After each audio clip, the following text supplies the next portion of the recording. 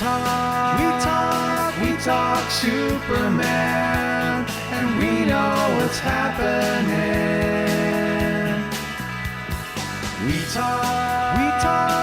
talk Superman, and we cover everything. Hello and welcome to the All-Star Superfan Podcast, the podcast that delves into the unlimited multimedia legacy of the Man of Steel. From interviews with the greats to deep dive discussions with our super friends and lovely legionnaires, we are all about celebrating the incredible community of super fandom. And that's exactly what we hope to do tonight. And what better man to join me in this cavalcade of correspondence than my bespectacled co-host, Mr. Alan Burke. Alan, we've never really talked about this before, but do you wear hypno glasses? And if you were to take them off, would you have a moustache? No, I don't have a Tom Selleck moustache, but I am ridiculously good looking when I take these glasses off. I just want you to know that. That's true, even with the glasses on. Well, thank you. Thank you. How are you doing tonight, sir? Good, man. Good. Just finished a long week of work and really enjoying. I have to say one thing about the new movie. It's really invigorated me to jump back into a lot of Superman content, even more so than before. Yeah, it really has. Really, really enjoying them. I'm midway through, I want to say, a season 3 Lois and Clark rewatch at the moment for an upcoming episode with yourself and Matt Truex on Matt's show, which I'm really enjoying. Have a lot of fun with that and just kind of reading over old comics and stuff, and even watching some of the old George Reeves shows. You recommended Blackmail to me, and I watched that and a few more episodes after that. Really enjoying them as well. So yeah, just kind of enjoying this wave of Superman enthusiasm that has sprung from the new James Gunn movie. So yeah, it's been great. The super renaissance. We'll think of a better word than that. Yeah, I'm right there. Well, I say I'm right there with you. I have not had the time or the wherewithal to dive back into much of anything, to be honest. But I have been really, really enjoying the hype and the buzz and just the general positive vibes going out there about Superman for once. And it feels it's still very divisive, but it's a different kind of divisive. There's still a very happy feeling out there in the world, I think. And the one Superman thing I probably have been doing is I got myself a cheap and cheerful little retro games console on Temu that has a bunch of arcade classics, Nintendo, Super Nintendo, everything all the way up to PlayStation 1, and even then a little bit beyond that. I'll put the link in the show notes if anyone's interested. But I've been playing a lot of the Superman games we talked about before. The classic arcade one that you love so much. Potato one, yeah. That is a lot of fun, man. I'm gonna tell you. The Death and Return of Superman on SNES, that is a lot of fun too. It's on Mega Drive as well. And then I tell you what I've been playing, which is a really funky one. So everybody knows Superman 64 is the worst game of all time, right? I have not been playing that, but there was a PlayStation prototype of that game that was never released, and but you can find it online, and it's like mostly finished. And I have been playing that, and you know what?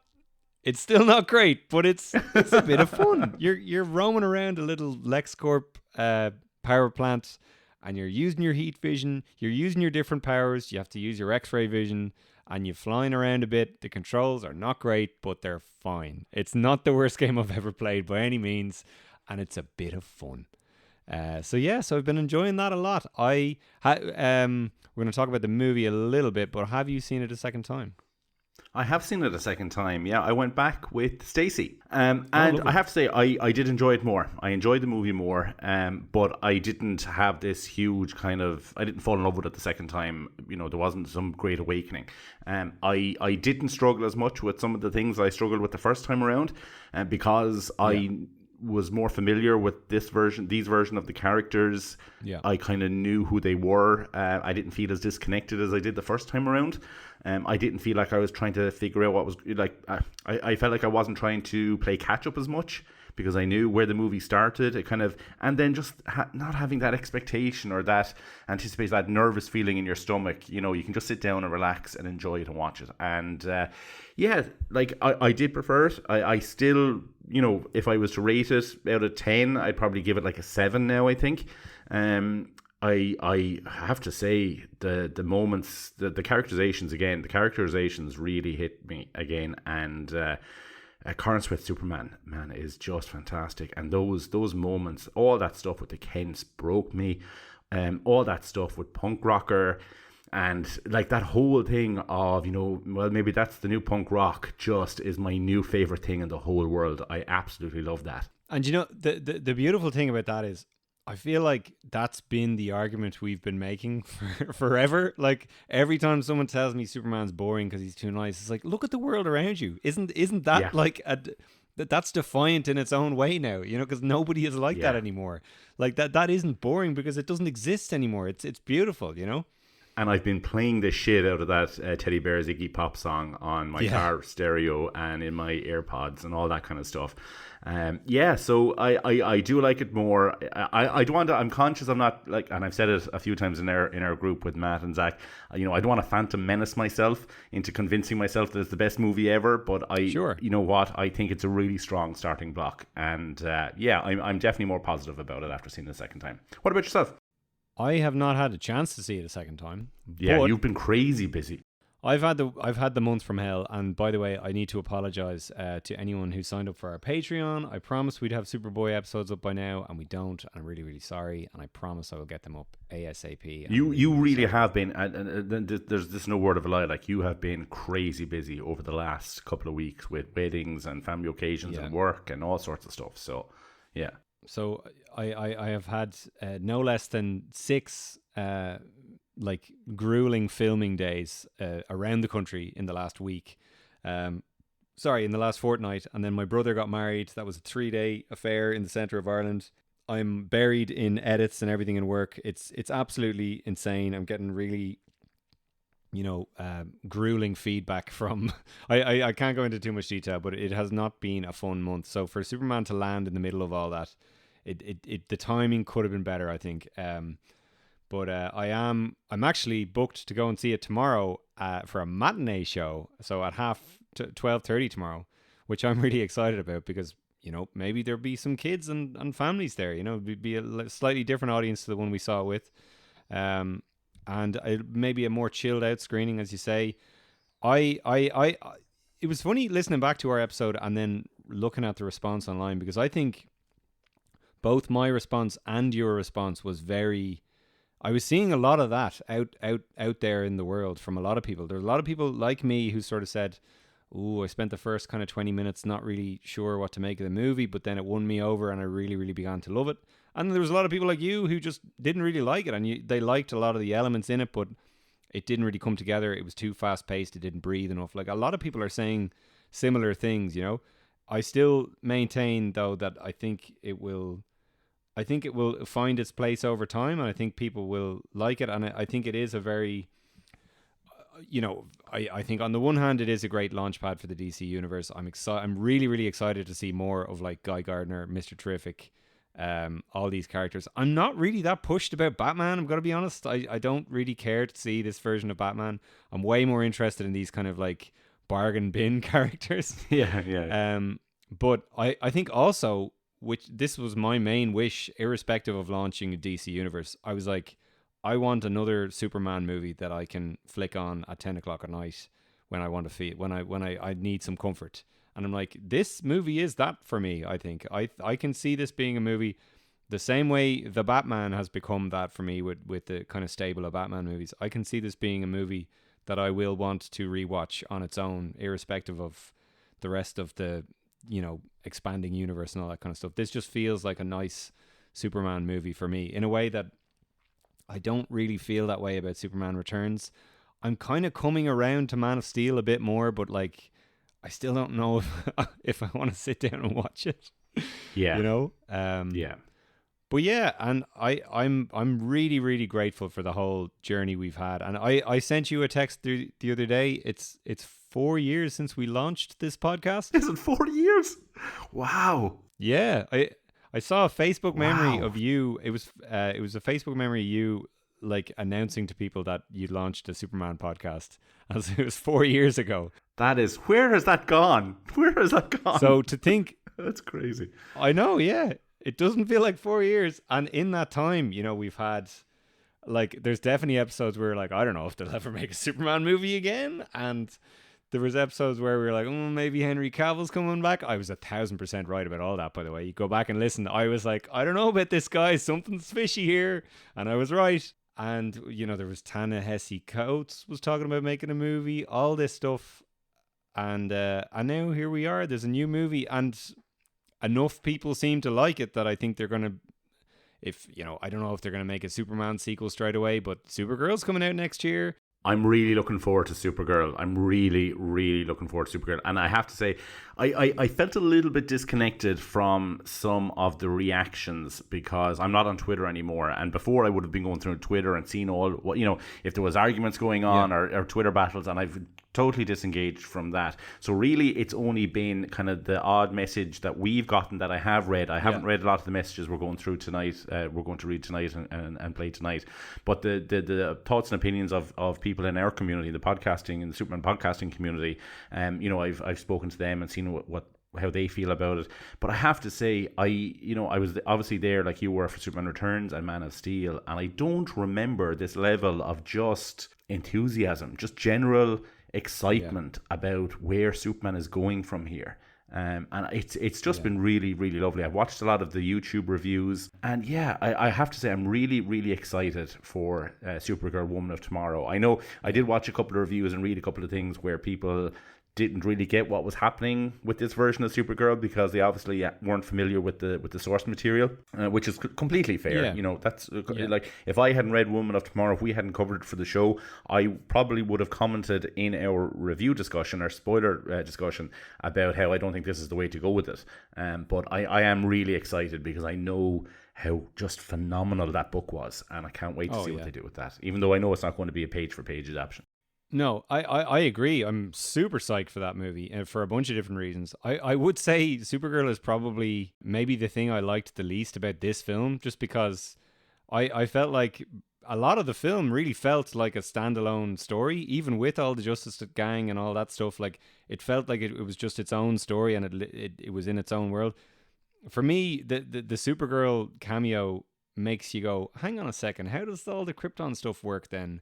Because, you know, in this version, Jor-El and Lara expect him to go and rule Earth, and then meanwhile, here's his cousin, and so what does she know that he doesn't, and why didn't she tell him? And it just raises a bunch of questions that leaves the movie kind of open-ended in a way that I wish it hadn't been. It had been a closed loop and just its own story. I think it would have been stronger for it, but I'm super psyched for the Supergirl movie, and I think it is the right choice to make her very, very different in personality to Superman. We've had a couple of versions of Supergirl now that are basically just gender swapped Superman. A couple of versions I really like, by the way. I think Melissa Benoist is excellent, and I really, really like Helen Slater in that pretty bad movie. Just because you brought it up, right? I did have an experience during the week, and I don't know if I told you about it or not, okay? My daughter is 5 years of age. She's 6 next month in August of this year, right? Yeah. And she had a sleepover. Her best friend came over. Her best friend in the world, Maya, came over and had a sleepover for 3 nights, a whole weekend thing. And Maya likes Supergirl. And Alana knows that I love Superman and Supergirl and all that kind of stuff. And she'd watch like clips, or if I put on a YouTube clip, but she has never actually sat down and watched an entire Superman movie or anything like that. But I explained to Maya that there was a Supergirl movie. Oh. And Maya got very excited. And because Maya was excited, Alana Jean got excited. So we got popcorn, we got Maltesers, we got the whole shebang. We went into the sitting room.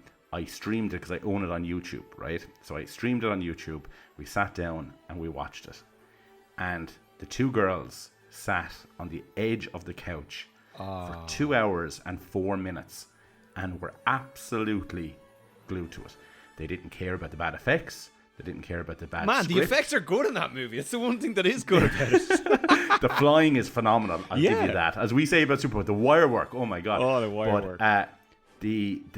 They were just absolutely captivated in a way that I sat there looking at them, and as I watched them, I could almost see myself. I'm actually going to tear up watching Christopher Reeve for the first time back 30 years ago. And it was so much, it was so exciting because the broadband stopped working. Our new fiber broadband stopped working about halfway through, and there was panic. And I turned around and I said, "Don't worry, girls. Daddy's coming to the rescue. I've got this on Blu-ray. So we went in and I got it. Physical media strikes again. And we went in and we put it on from the exact same scene and we watched it. And it was just one of the most magical afternoons that we've had. The music swelled. They were genuinely concerned. That scene where she fights the invisible monster who comes to the school in the middle of the night.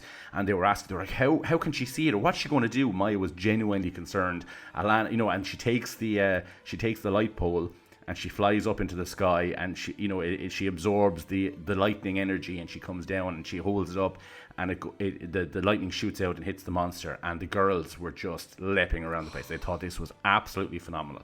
It was one of the best Superman, air quote Superman, experiences I've had in my entire life, and I just wanted to share that because you know what, we can dissect all these movies. We did an episode with Martin Lake, and where we acknowledged its issues, but I think we were very fair to it.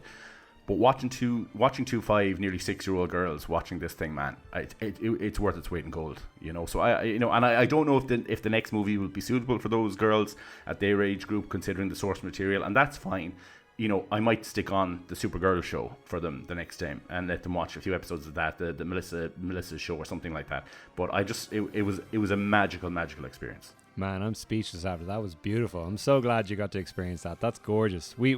I'll tell you what we need to do now. We need to get Helen Slater on the show, and you need to tell her that story, because that was... I'm moved to listen to that. Amazing. She's right here. Look, you can see her. You can see her. Yeah. You have a photo in the background there. Yeah, your office is still far nicer looking than mine. That was absolutely incredible. I love that, and you're so right. Like that's the magic of these older movies. They are timeless and they'll exist forever. And that's kind of what I like about the newer approach they're taking now, where it's not like, okay, we need to do the origin again, we need to tell the story. It's like, no, those magical older versions are going to be there forever, and those are the ones that people are going to go to when they want to watch the origin, or they want to share it with their kids and do all that stuff. We don't need these gritty versions for 25-year-olds. We want these ones that'll last forever. And that's why, the approach of the new Superman movie and the Batman with Robert Pattinson and all these other movies is like, those stories exist already. Let's tell a new story. And I respect that. And I think that's incredible. And it's so nice to hear girls responding to this and not just, angry old men. This is the generation of kids who are going to grow up in 20, 30, 40 years and write these books and tell their stories and carry it on for another, hopefully, 100 years. So it was just it was a great experience. I'll say one last thing as well. Another thing I love about that story is you hear a lot about like kids these days. Modern generations, they're like, they can't watch movies from before like 2005. So the fact that these kids are watching this movie from 1984 and they were so entranced by it, I think that's gorgeous. That's a great story. Fantastic. And I fully expected that we'd put it on, and maybe after the Zoltar scene where in Argo City, that they'd be like, what is this? What's going on here? Bored. Let's go play YouTube or Minecraft or something. No, they were invested. So totally invested. A work colleague of mine worked on a documentary about Peter O'Toole's life, and I'm going to tell him that story.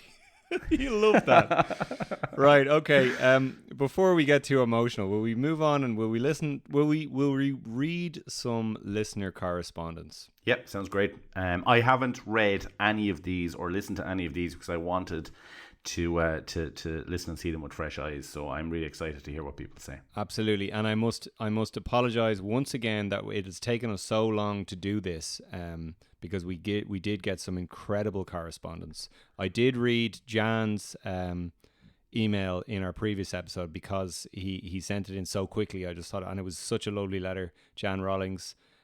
So I was delighted to read that. But a lot of these people like sent in messages on day of release, or like official day of release, the 11th of July or the 12th of July, just got straight onto us, and that's fantastic. It's great. So let's start with in order of how they arrived. So there's Samuel Riley. Do you want to take this one first? Sure, of course, yeah. This came in from Samuel Riley, as you just said. So here we go. It was a bit of a slow burn for me because I had certain expectations and the movie was so different. My brain couldn't comprehend what was going on. The scene where he tells Lois he's turning himself in to find crypto because, quote, he's all alone and probably scared, was the turning point for me. It finally clicked and I loved everything after that point. There were some typical James Gunn things in the movie I hated, like the humour placement, but two of my favourite scenes were the beach scene with Mr. Terrific and the ending Kent montage, which were clear James Gunn staple moments. The plot and storytelling is not great, and I get why some people don't like the movie because of it, but I was never expecting it to. This is James Gunn, not Christopher Nolan. The biggest compliment I can give is that my 12-year-old asked me to take him to see it a second time, and this kid never wants to leave the house or his computer. And that came in from Samuel Riley. So yeah, absolutely. So what we were talking about there about kids, just the effect it seems to be having on them, these stories can have on them. Yeah, he's not Christopher Nolan, but not everybody has to be. No, and a few people have said that like he has not brought the same level of kind of like cinematic vision that Nolan, Burton, or Matt Reeves have done. But his storytelling acumen is what kind of really makes it all work. I tell you what I'm going to do as well, Alan, if you don't mind. I'm going to read some texts that I got from some of my friends. Sure. And some of these people are not like Superman aficionados. Some of them hated Superman growing up, and these are people I've known my whole life. The first one is from Joseph Okaneda, a dear, dear friend of mine. He saw it with his girlfriend, and he said it was fantastic to see the Superman I know again in live action after so long. And he said he particularly liked Hawkgirl murdering the... And then he names a real life political leader whose name I won't read, stand-in, which I thought was lovely. And I asked him about that whole allegory because it was something I wasn't sure about going into the movie. I asked him, like, did he feel like it was in bad taste? Because this is a very socially active gentleman, Joseph, by the way. He's commonly seen at protests and things, and he's very... he's very much a do-gooder in that regard. He said he didn't think it was in bad taste as a concept, but he would like to have seen, and this probably applies to the people of Metropolis too, in fairness, but he would have liked to have seen more of the Jarhanpurians, more agency from them and more identity from them. They were kind of just standing there and sort of just like chanting and cheering at different parts of the film.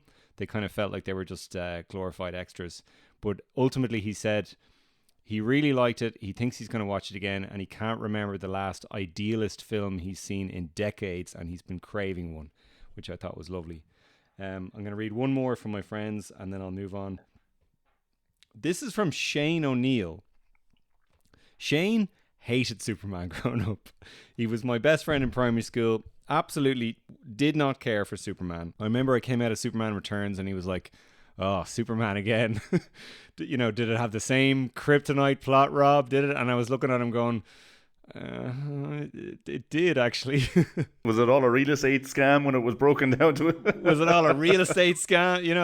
And I was kind of going, oh, now that you mention it. Anyway, he texted me. His wife actually asked me, what do you think of Superman? And I said, well, do you know what? I thought it was great. And she was like, yeah, I really want to see it. I'm trying to convince Shane to go with me. And he texted me afterwards. He said, thanks for the Superman recommendation. We both really enjoyed it. I really loved it. James Gunn does not miss. And that was incredible. That was the best review you could possibly get. Because Shane, I must say again, he did not like Superman growing up. So I thought that was great. We move on to another email. So let's go. Rick Lee James. Hello, all-star super fans. I run the @SupermanAlways account, a great account, by the way, on Twitter/X, where I exclusively post Superman content. This was the Superman I wanted on film.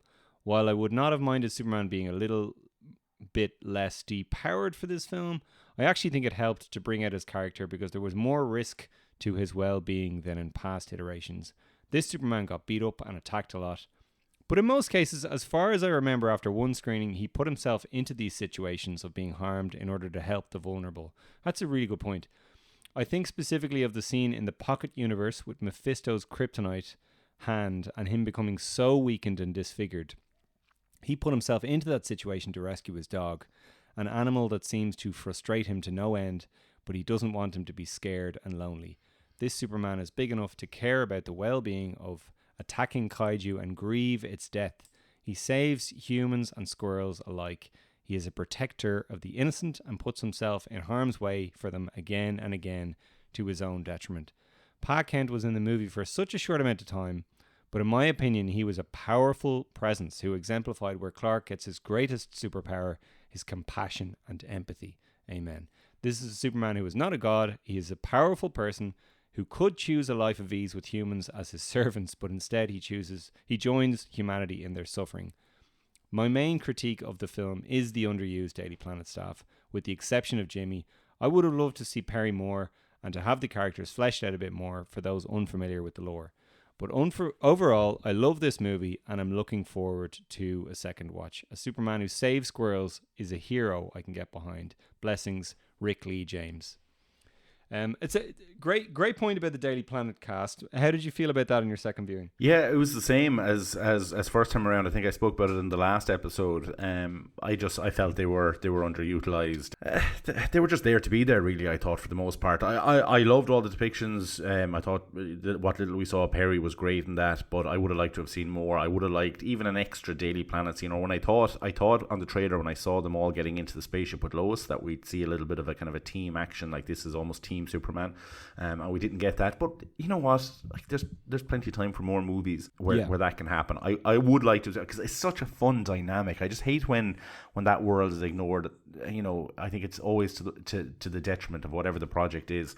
And I'm a Lois and Clark kid, so you know, the Daily Planet, Perry, Jimmy, Cat, all that. I love all that. And I'm hoping if they do a sequel, which I'm sure they will, that we do get more of that dynamic. Yeah, so I have two thoughts on that. I think on the one hand, I don't think this story needed more of them. But I think, like, as a Superman fan, you go in with a checklist of expectations. Of course you want to see more Perry White. Of course you want to see a shirt rip. Of course you want to see Daily Planet Clark Kent bumbling around the newsroom, talking about stories he's going to write. You could spend hours, you know, I would watch that 4 hours, and I have done. I've watched it for literally 88 hours of Lois and Clark, and I will do it again, you know. Of course I want more of that.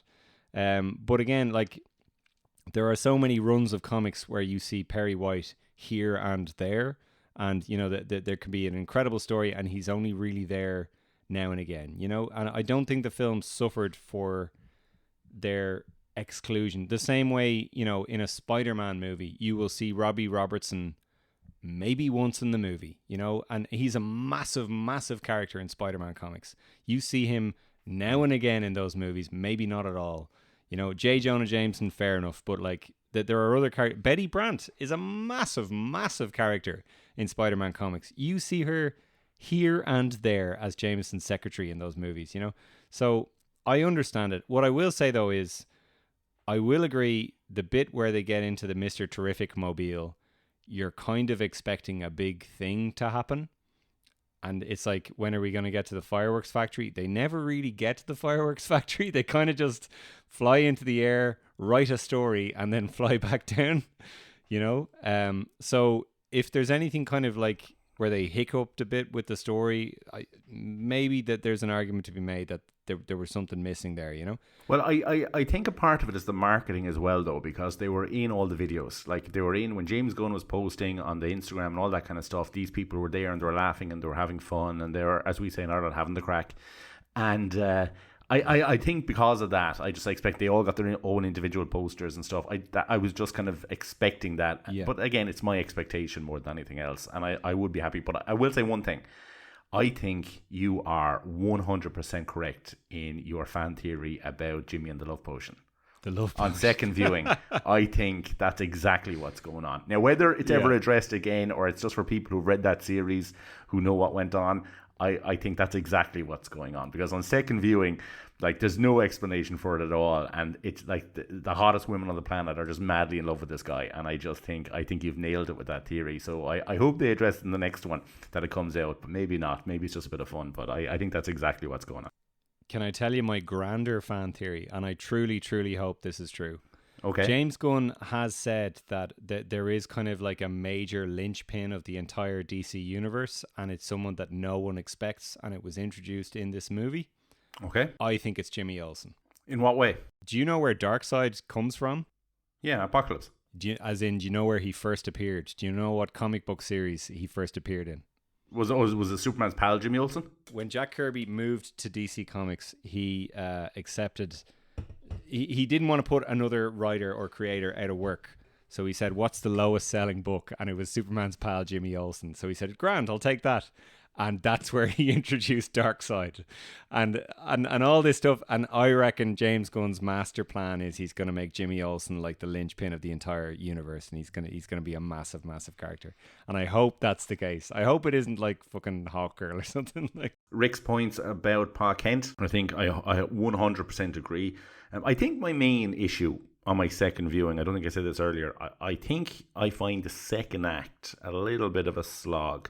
From kind of the death of the kaiju, up to when they get out of the pocket dimension. I think that's really the kind of the section of the film where I find it drags a little bit. But all that Kent stuff, I just think is so strong. And I love, on my second viewing again, Ma Kent talking at the phone that she has face down on the table. It's so true. It's I can just see my grandmother doing that, and I love it. It makes me smile every time I see it. You know, I'll get your boots, Clark. You know, I love it. And it's important to say, I think there has been some kind of pushback on the depiction of the Kents. I never, like, you know, there's been people saying that they're hicks and they're country bumpkins and all this stuff. I'm like, I really don't have an issue with them in this film. I think it's really, really lovely, and I think they just come across like simple working class country farmers. Like that's what these, and we know people like that. I live in the country. I'm surrounded by farmers. I'm everybody who listens regularly knows I'm a cop. I deal with people in the country all the time, and 9 times out of 10, like I literally met a couple like this week at work. And these are what people aren't like. Farmers don't look like John Schneider, you know. Like it's great. Like I like John Schneider. I love Annette O'Toole. We all have our Annette O'Toole crush. But generally speaking, people don't look like that in the country when they're doing that kind of work. And you know, Phyllis Thaxter and Glenn Ford were a little bit more kind of grounded as well. Like you could meet people like that. But I just thought the depiction that it was such a brave choice. I thought to give them the strong accents. Like that real strong accent, and I loved it. I think it's fair to say, like, I'm not that familiar with a Kansas accent, but apparently some people have taken issue with that. It's that they actually have Southern accents in this, whereas Kansas doesn't really have that strong an accent. Okay. And I think some people are slightly miffed about that, which is fair, because I just wouldn't have known. But like, hey, people, watch in every other respect. Watch when Irish are killing people. You can, you know, we got over it. Exactly. You can get over it too. We've been dealing with this shit for 40 years. Watch any episode of Murder She Wrote with an Irish cop in it. You'll live. You'll survive. Shout out to Vera Howell, by the way, who plays Martha Kent. She's really, really active on Twitter. Yeah, and she's been kind of like. Responding to a lot of the people who don't like that depiction or have been mean about it and stuff, and she's just like, you know, shame on you, and it's kind of nice to see, to be honest. And she seems just absolutely lovely, and yeah, Vince Taylor Pruitt, man, great Jonathan Kent, fantastic stuff. Like, just can't fault him, brilliant. I'd love, like, honestly, if I could, obviously we'd love to get like David Cornsweet or James Gunn on the podcast, but I'd actually really be interested to talk to those people. And can we just take a moment to reflect on the fact that they are still alive, baby. Yeah. Thank God. The Kents are alive. I love it. You know, and we're what a great time to be alive alongside Jonathan Martha Kent. We're that generation. We're the post-crisis comic book John Byrne era, Lois and Clark generation. We love all that. Keep them around, man. I have to echo what Saoirse said when we watched Lois and Clark for the first time. She is a child of adoption. Her parents are beautiful, salt of the earth people. They are like a slightly older generation, because that's what happens when you're adopted. Your parents tend to be slightly older, and they are very similar to Martha and Jonathan Kent. And she made the point when we were watching Lois and Clark, I don't get it. Why does he always have to die in these other versions? Why can't he stay alive? It's more interesting. It makes the story better. And she's 100% right. Where did that start? Did that start with the 78 movie, or was that a thing in the comics before that? Do you know? Well, in the comics before that, both of them were dead. Like, literally, as soon as Superboy becomes Superman, they die in Smallville. Like, while he's Superboy, they die of this tropical space virus or some nonsense, and so they're just always dead when he's Superman. And then I think in the George Reeves show, they have this idea where Jonathan Kent dies of a heart attack, and then they did that in the Christopher Reeve movie, and then they did it again, sort of in Man of Steel, and obviously in Smallville as well. I get the cliche, you know, your superhero Peter Parker loses his uncle, Bruce Wayne loses the parents. I get that. But Superman, he has had enough tragedy in his life. He's lost his biological parents and his entire planet. And I know he doesn't remember it, but it's still a huge thing that you would have to, if you came from a war-torn country that had been decimated and you were brought up in another country, it would be something you'd carry with you. I just don't see the need for the trauma. I've made the point before, though, like in a movie, you need these kind of like emotional highs and lows, and it just makes sense in the kind of flow of a movie. Like the death of Jonathan is kind of an emotional low point, and he has to rise back up from that. It makes sense to do it. And even if you look at stuff like, my argument has always been, let somebody else die. Like in Birthright, you know, we see Clark around the world, and he's learning how to be a reporter and stuff, and he's reporting on that, you know, the uprising in this African nation or whatever, and he's talking to this kind of rebel leader and stuff like that, and then he becomes a mentor to Clark and stuff, and then that's the guy who dies. It's like, do something like that, you know, have him, you know, like if somebody has to die, do it that way, you know, or like even in the Lois and Clark pilot, there's Dr. Platt, you know, Dr. Platt dies, he's a sacrificial lamb, and Clark has that moment where he's facing down with that detective. He's like, you know, this was an acclaimed scientist. To be fair, I think he's a uniformed cop. I don't think he's a detective. Oh, anyway, in purely kind of brutal screenwriting terms, I think if you have to let someone die, let someone else die. In this film, the sacrificial lamb is the falafel guy, you know, and that hits you pretty hard, like when that happens. I just think it's an interesting dynamic to have them there, to have like the fact that he gets to go home and talk to them and get that advice, you know, it grounds him, I think, a little bit, you know, it makes him more human. We all do that, you know, if we have good relationships with our parents or grandparents, that we can go back and talk to them and seek their counsel and seek their wisdom. I just think, you know, he needs people to talk to, especially in a world where the secret identity is still a thing. I know Lois knows in this world, but like if people don't know that Clark Kent is Superman, you know, Superman needs someone to talk to. Who's he going to talk to? The robots in the fortress? I don't think so. Cool. Will you read another letter? This email comes from Paul Mann. Hi, Alan and Rob. I've seen it twice. The first on my own at a multimedia screening in Leicester Square before release date. It was rammed and full of Superman t-shirts and costumes, and there was lots of applause and laughter throughout the film. I went again on Friday, July 11th with my 11-year-old son after I picked him up from school. They're still going to school on the 11th of July in the UK? Yeah. Wow, man, that's brutal. That's Brexit for I you. loved the film. Yeah, I loved the film both times, but probably more the second time. I won't go too much into all the things I enjoyed, but every actor was brilliant. I loved how fast-paced it was. Mr. Terrific was awesome and has inspired me to get some comics with him in them. But the biggest highlight for me was the fact that my son, who has had no real interest in Superman despite my trying to get him interested, well, he loved it. Capital loved it, exclamation mark. He gave it 10 out of 10. He's since bought 3 Funko Pops, and I got him the Crypto Popcorn Bucket, which he loves. He wants to see it again, and he's excited for the next film, Supergirl. I remember my dad taking me to see Superman 4 yeah, baby. in 1987.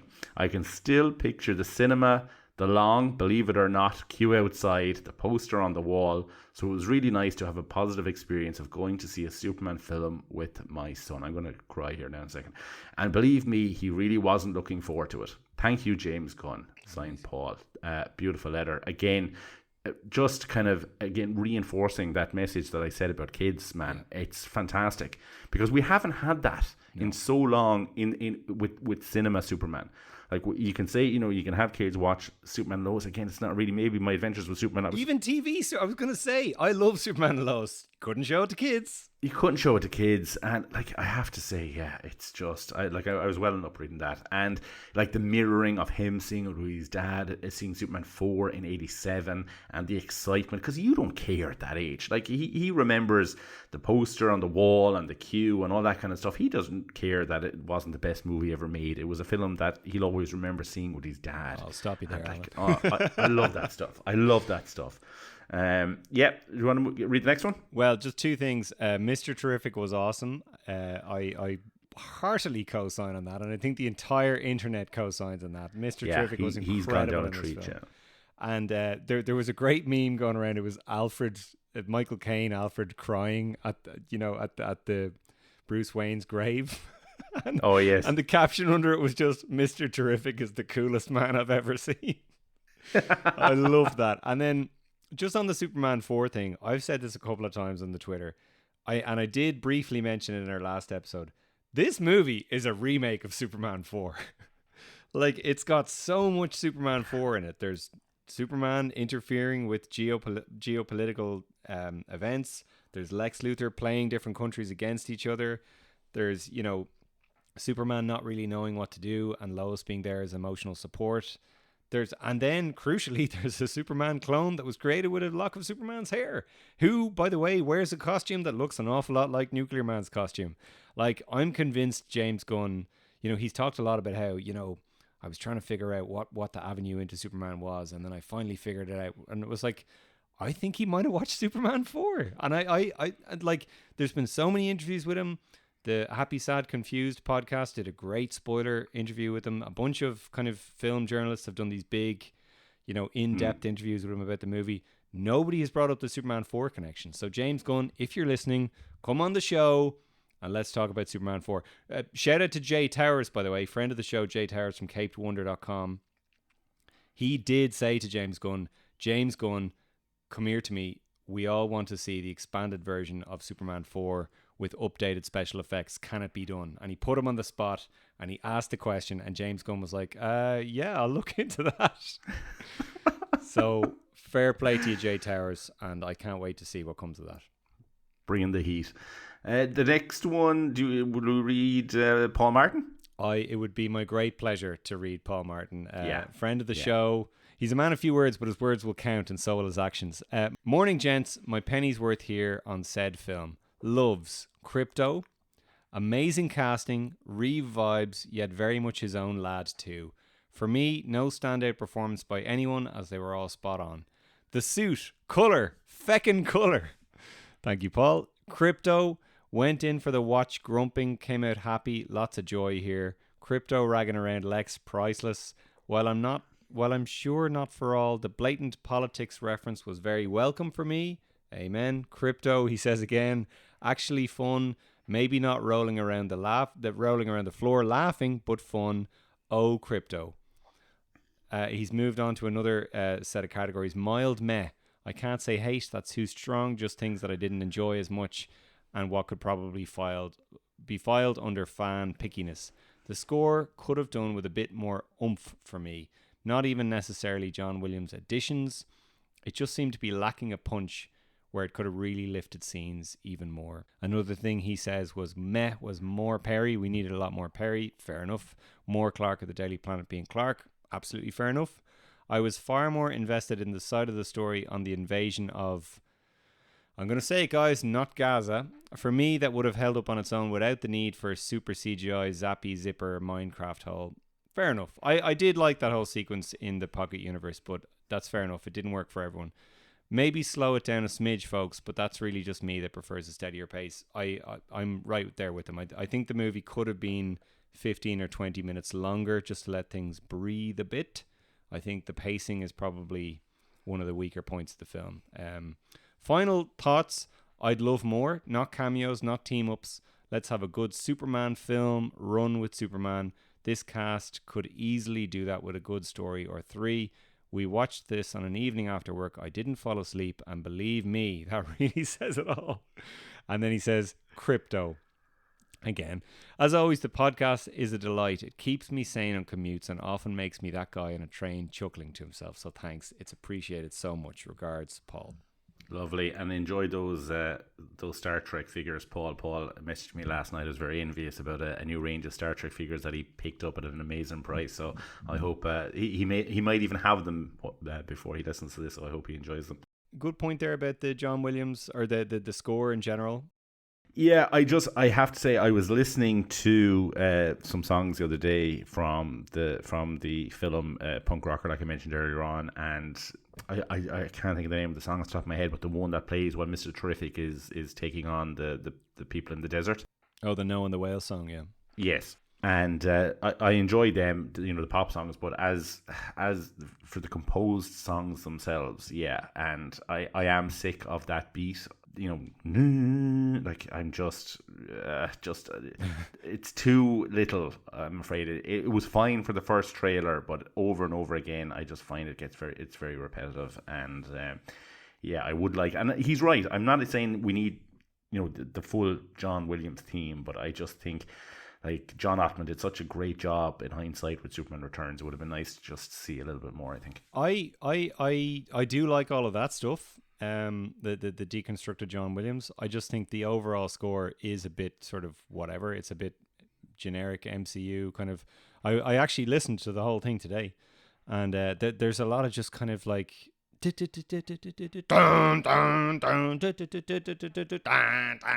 just generic soundscape, like felt not heard type, just nothing, whereas and it's fine to say, oh, they don't make them like they used to, and they don't, but like if you listen to Michael Giacchino's Batman score from a couple of years ago, that is magnificent. It's an absolutely masterful score. It's so good, and like loads of tracks in that are good, and loads of the tracks, there's a great Catwoman theme, there's a great there's a Bruce Wayne theme and a Batman theme.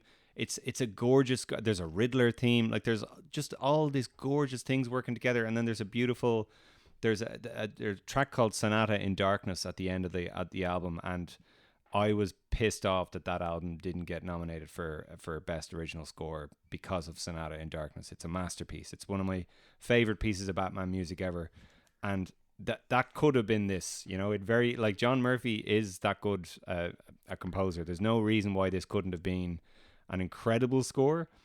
But like if you actually and I mentioned this in the last episode, like if you look at the tracks and the way they're broken down, all the stuff where it's like the deconstructed John Williams, that tends to be David Fleming, I think, and then all the other stuff is John Murphy. So I definitely do get the vibe that it was kind of like David Fleming was like the guy they brought in to be told what to do, and I could be so wrong about this, but I got that vibe that John Murphy wanted to do his own thing, and then they brought in this other guy to just do what he was told. I might be wrong. I did see one video of, I don't know if it was John Murphy or David Fleming, but they're in the sound studio and they're at the decks and the film is playing in the background and they're obviously putting the music to the movie, and his son is sitting in a chair beside him with a Superman figure, and he's flying it around in the air. And it's just, again, I'm welling up here, it's just absolute magic. I thought it was absolutely beautiful. I saw it there online there a few days ago. I thought it was amazing. Nathan McKenzie? Yeah. Do you want to take this one? Yeah, I'll take this one. Our good friend Nathan McKenzie. Alan and Rob, since the release of James Gunn's Superman, I have seen the movie twice. Have listened to your episode regarding your thoughts on the movie amongst many other podcasts, including and not limited to Digging for Kryptonite, Always Hold On to Smallville, the Podcast of Steel, and the Krypton Report. Even though I have my thoughts on the movie, it is great to listen to so many different people's opinions, and it made me think long and hard if any of my thoughts would change. And the answer to that is no. But I definitely understand everyone's point of view on whether they like this movie or not. Overall, I loved this movie. I loved the bright colours. It looks straight out of a comic book, and yes, looks like an episode of Superman the Animated Series. And obviously, Nathan does the podcast on Superman the Animated Series. David Corenswet was fantastic as Superman. He brought so much to the role, and I feel he can bring so much more to this character in future movies. However, in saying that, I do wish we got to see more of his Clark Kent. Hopefully we do moving forward. Yeah, I agree with that. Sometimes I just think films don't know what to do with Clark Kent. I just think they're worried maybe in the modern age that it's too silly of a concept for audiences to accept. And even if they do, unless they do the Clark Kent thing, I just think they struggle to figure out a place for Clark in the movies. In a series it's different, but in a film, that's a shame. To be honest, I think it's more to do with the modern economy of storytelling, and I think they're trying to give Lois more, and then by doing that, which they should be doing, by the way, like Lois should have more to do in these modern movies, and she does, and that's great. But like, she gets to be the intrepid reporter, and then there's nothing left to do for Clark, so they sort of just sideline him, and it's just Superman. Then that kind of way. But like, the answer to that is just have him bumbling around the Daily Planet. Like I'd watch that all day. Again, I don't know if this movie suffers for the lack of that, but I would have liked to see more of it. Definitely, 100%. Rachel Brosnahan, in my opinion, is probably the best Lois Lane we have seen on the big screen. I would agree with that. I have to be honest. I think she is the best theatrical Lois Lane. She looks straight out of the comics, and I can't wait to see more of her. Nicholas Hoult was a great Lex Luthor, but I know why there are so many who don't think so. Is he the best Lex I've seen? No, but he brought something to the character we haven't really seen before. But I would have liked to have seen more of a backstory on him. Maybe we will moving forward. I won't go into detail. Yeah. I won't go into detail on all of the cast, but the remaining supporting cast overall was really good. High praise goes to Eddie Gattegi as Mr. Terrific. I don't want to mispronounce anybody's name, so I'm sorry if I mutilated that. Nathan Fillion as Guy Gardner and Skylar Gisondo as Jimmy Olsen. And let's not forget Crypto, who I agree with Rob will sell more seats to this movie than if he wasn't in the movie. My first viewing in the cinema was packed, which made the viewing experience more enjoyable. It was great to see a full cinema again. However, compared to my second viewing, there were far less people, but I was able to spot more Easter eggs this time around. Superman on the big screen is always the best day. Is it the best Superman movie? No, but I feel this is a good stepping stone moving forward and a good start for the DCU. Take care, and I look forward to more episodes of the podcast moving forward. All the best, Nathan McKenzie. Yeah, do you have any thoughts on that? No, I agree with every word, and I'm right there with him on pretty much everything he said. I really, really loved Nicholas Hoult in this. I will echo, the complaints that, we don't really see, other than the soliloquy in the Fortress of Solitude, we don't really know what's driving him in this.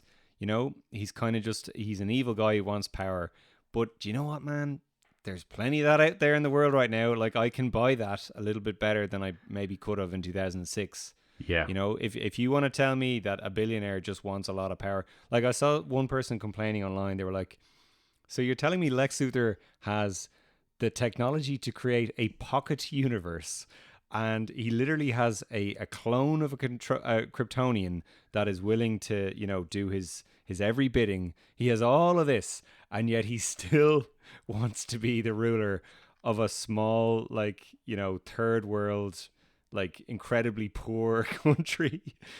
And I'm just like, yeah, that sounds far-fetched. Do you know what else sounds far-fetched? A lot of the shit Elon Musk is doing, and a lot of the stuff Jeff Bezos. Those guys are so incredibly wealthy that they could literally hand off, 80% of their wealth and still live a blessed life for the rest of their existence, and make the world a better place, but they don't. I absolutely buy that Lex Luthor would just want this. He'd want the status, he'd want the power, just for the sheer sake of it, that kind of way.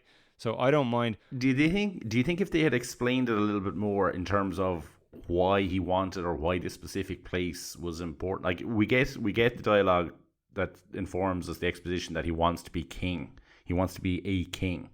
But, maybe if it had some kind of a special value, or... I'm trying to be careful what I say here, but, literally, people have pointed at war-torn places and said, see that? That's going to be the new Costa del Sol. So, I'll buy it. That kind of way? I'll buy it. And this is a very political movie, and I admire it for that. And I think that was the point there. It was like, we don't need an in for these evil billionaires. They exist. They do this stuff. Nobody knows why, but they do it. And, there it is. If anything, I think a failure of the movie was the fact that he just kind of gets caught and goes to jail at the end. It's like, that doesn't really track. And I hope he isn't just in prison in the next film. I hope there's a little bit more kind of like, oh, well, his lawyers got him out of it. Like in Lois and Clark and all that kind of stuff. It's like, It can't be that simple, just that they exposed him and then that's that, the kind of way. But we do have interesting books where Lex is in prison, to be fair. Oh, absolutely. And that's there too. And I'd love to see, talking about more Clark Kent, I'd love to see that All-Star Superman thing where it's Clark. Oh, the interview. Yeah, that'd be great. Yeah. That'd be fucking great in this universe. Of course, that'd be brilliant. But at the same time, I'm still like, I don't buy it. That wouldn't happen, that kind of way. So great. Will we move on? I think that's all of our emails. We do have some Facebook messages that we got there. Do you want to read one of those? Yeah, I've got one here from Mike Chernisky, who has written to us a couple of times before, and I really, really like his input. I'm actually going to read something he wrote to us before he saw the movie. So just a few days until the movie, I have to say I'm still not sold. I'm extremely worried about some of the clips that I've seen. Superman screaming uncontrollably at his girlfriend and at Lex Luthor just doesn't hit me at the right way. I'm all for an emotional, grounded Superman, but I don't think I'm up for an emotionally volatile or emotionally reactive Superman. I think those are my biggest worries going into this. Also, the simple fact that we still haven't seen Superman smile in any of the promotional material. Anyway, I'm hoping that I'm wrong. I'm hoping that it's going to be more positive than it seems. James Gunn is saying all the right things, but he hasn't shown them in the trailers yet. I'm all for a Superman based around hope and kindness, but he hasn't shown that to me yet, which makes me continually confused by the idea of who exactly they're trying to market the movie to. Anyway, wish you guys the best. Hope the movie is everything we all want it to be. And then he wrote to us shortly after seeing the movie. So I saw it yesterday, and I think I need to see it again, minus the crushing anxiety, to get a better idea of what I really think. I do have some thoughts I can share now. The movie did follow through on a lot of the promises made. My initial thought is this: Superman 2024, while dressed up as a return to the classic Superman portrayed by Christopher Reeve, is actually a refutation of and counter-argument to that version of Superman. And, ... I don't think that's necessarily a bad thing. I think the film was overly preoccupied with a Superman people can relate to. I never felt that Superman was unrelatable or inaccessible, but it's the most common complaint you hear. The movie was definitely more in line with the TV versions of Superman, which portray him much more humanized and relatable. Despite this preoccupation, I think the movie pulled it off, though I do worry it might have gone a little too far. Well, still not in love with Superman's emotional outbursts. This is someone who is at least emotionally aware and emotionally engaged, and someone who is mindful of his own imperfections and struggles. At least he says so. This is a big difference from the Christopher Reeve Superman, someone who was by necessity above mankind, who stood apart, who was seen by everyone, perhaps even himself, as someone on a higher level than mankind. I don't think there was any pride or selfishness in this. I think Superman 78 served mankind because he loved them. Where Christopher Reeve was our big brother that we looked up to, who served as an example, who always knew the right answer, this new Superman is a peer, someone trying to figure it out like the rest of us, someone who has told himself a story and has to learn how to be reoriented when that story has been proven false. The movie does try to capture the joy and the compassion and the kindness of Superman, but it also tries to present a flood being worked through his own stuff in addition. And this is the opposite of Superman 78. We weren't supposed to necessarily relate to that Superman. We're supposed to look up to him, while knowing that as much as we tried, we could never be him. This new Superman definitely makes that go a little easier to reach. And while I can't say that's a terrible thing, a theme I walked away with from the movie is that being kind in today's world is punk rock because it's so different from the norm. And I think that's true. I don't think it was a perfect movie. It was fun to look at. I did have a couple of moments that really blew me away. I went in being afraid that this new Superman would be too human, would be too volatile. I was afraid that it would take him and dirty him up and throw away the parts that felt inherent to my version of Superman. And the movie did that. It did fly in the face of that version of Superman I had in my head. It did go a different direction. It did humanize him, and it did dirty him up. But not in the emotionally stunted and traumatized manner of Man of Steel. This Superman is alive, vibrant. And while the slogan might be "Look Up," I think looking down to the earth might be more appropriate, because that's where Superman is. It turns out that some of my fears were in fact realized, and it turned out they weren't something that necessarily needed to be afraid of. This isn't Christopher Reeve Superman, and as I said before, I don't think that's a bad thing. Well done, Mike. I really enjoyed reading that. Yeah, let's unpack that a little bit. I totally agree with what he's saying. I wasn't as concerned going in, I don't think, as Mike was, because, again, I see myself as a Lois and Clark baby, and it was always a Superman, a Clark Kent, I suppose, really, in that aspect, who was a peer. He was just a normal guy. And while the Superman tried to be the Christopher Reeve Superman, we saw behind the curtain. We saw how the sausage was made, and we knew that Clark was just a regular guy trying to do the right thing because it was the right thing to do. And I didn't have any pushback against that in this film, I have to say. And it was only really watching this film that I realized, going back to Christopher Reeve, how elevated Christopher's Superman is compared to everybody else. Like I always just saw him as Superman, and that's the way Superman acts. You never really got to see the real guy in those movies. Like probably the closest would have been in Superman 4. Correct. Yeah, when he's struggling with that decision, and you see him in his apartment for the first time, and he's, that's him. We don't get too many glimpses of that, but like that Superman always knew what to do. He was fully confident. He had you. You've got me. Who's got you? He had you from the moment he appeared. Do you want to know one of my favorite Christopher Reeve lines in that entire series? Go, tell me. You know what, Lois? Sometimes I don't know what to do. And she looks at him and she says, oh, you'll figure it out. You always have. And that's why I think this movie is Superman 4. And that's why I was thinking about this during the week. We're always arguing about Lana. And look, Annette O'Toole is great in that movie. I completely understand why so many people think she's better than Margot Kidder. I totally get all that, but that scene for me in Superman 4, I think that's why I'm so much more about Superman and Lois in these movies. Just that scene between those two actors, just Christopher Reeve Superman, as you say, he's a god, he's above us all.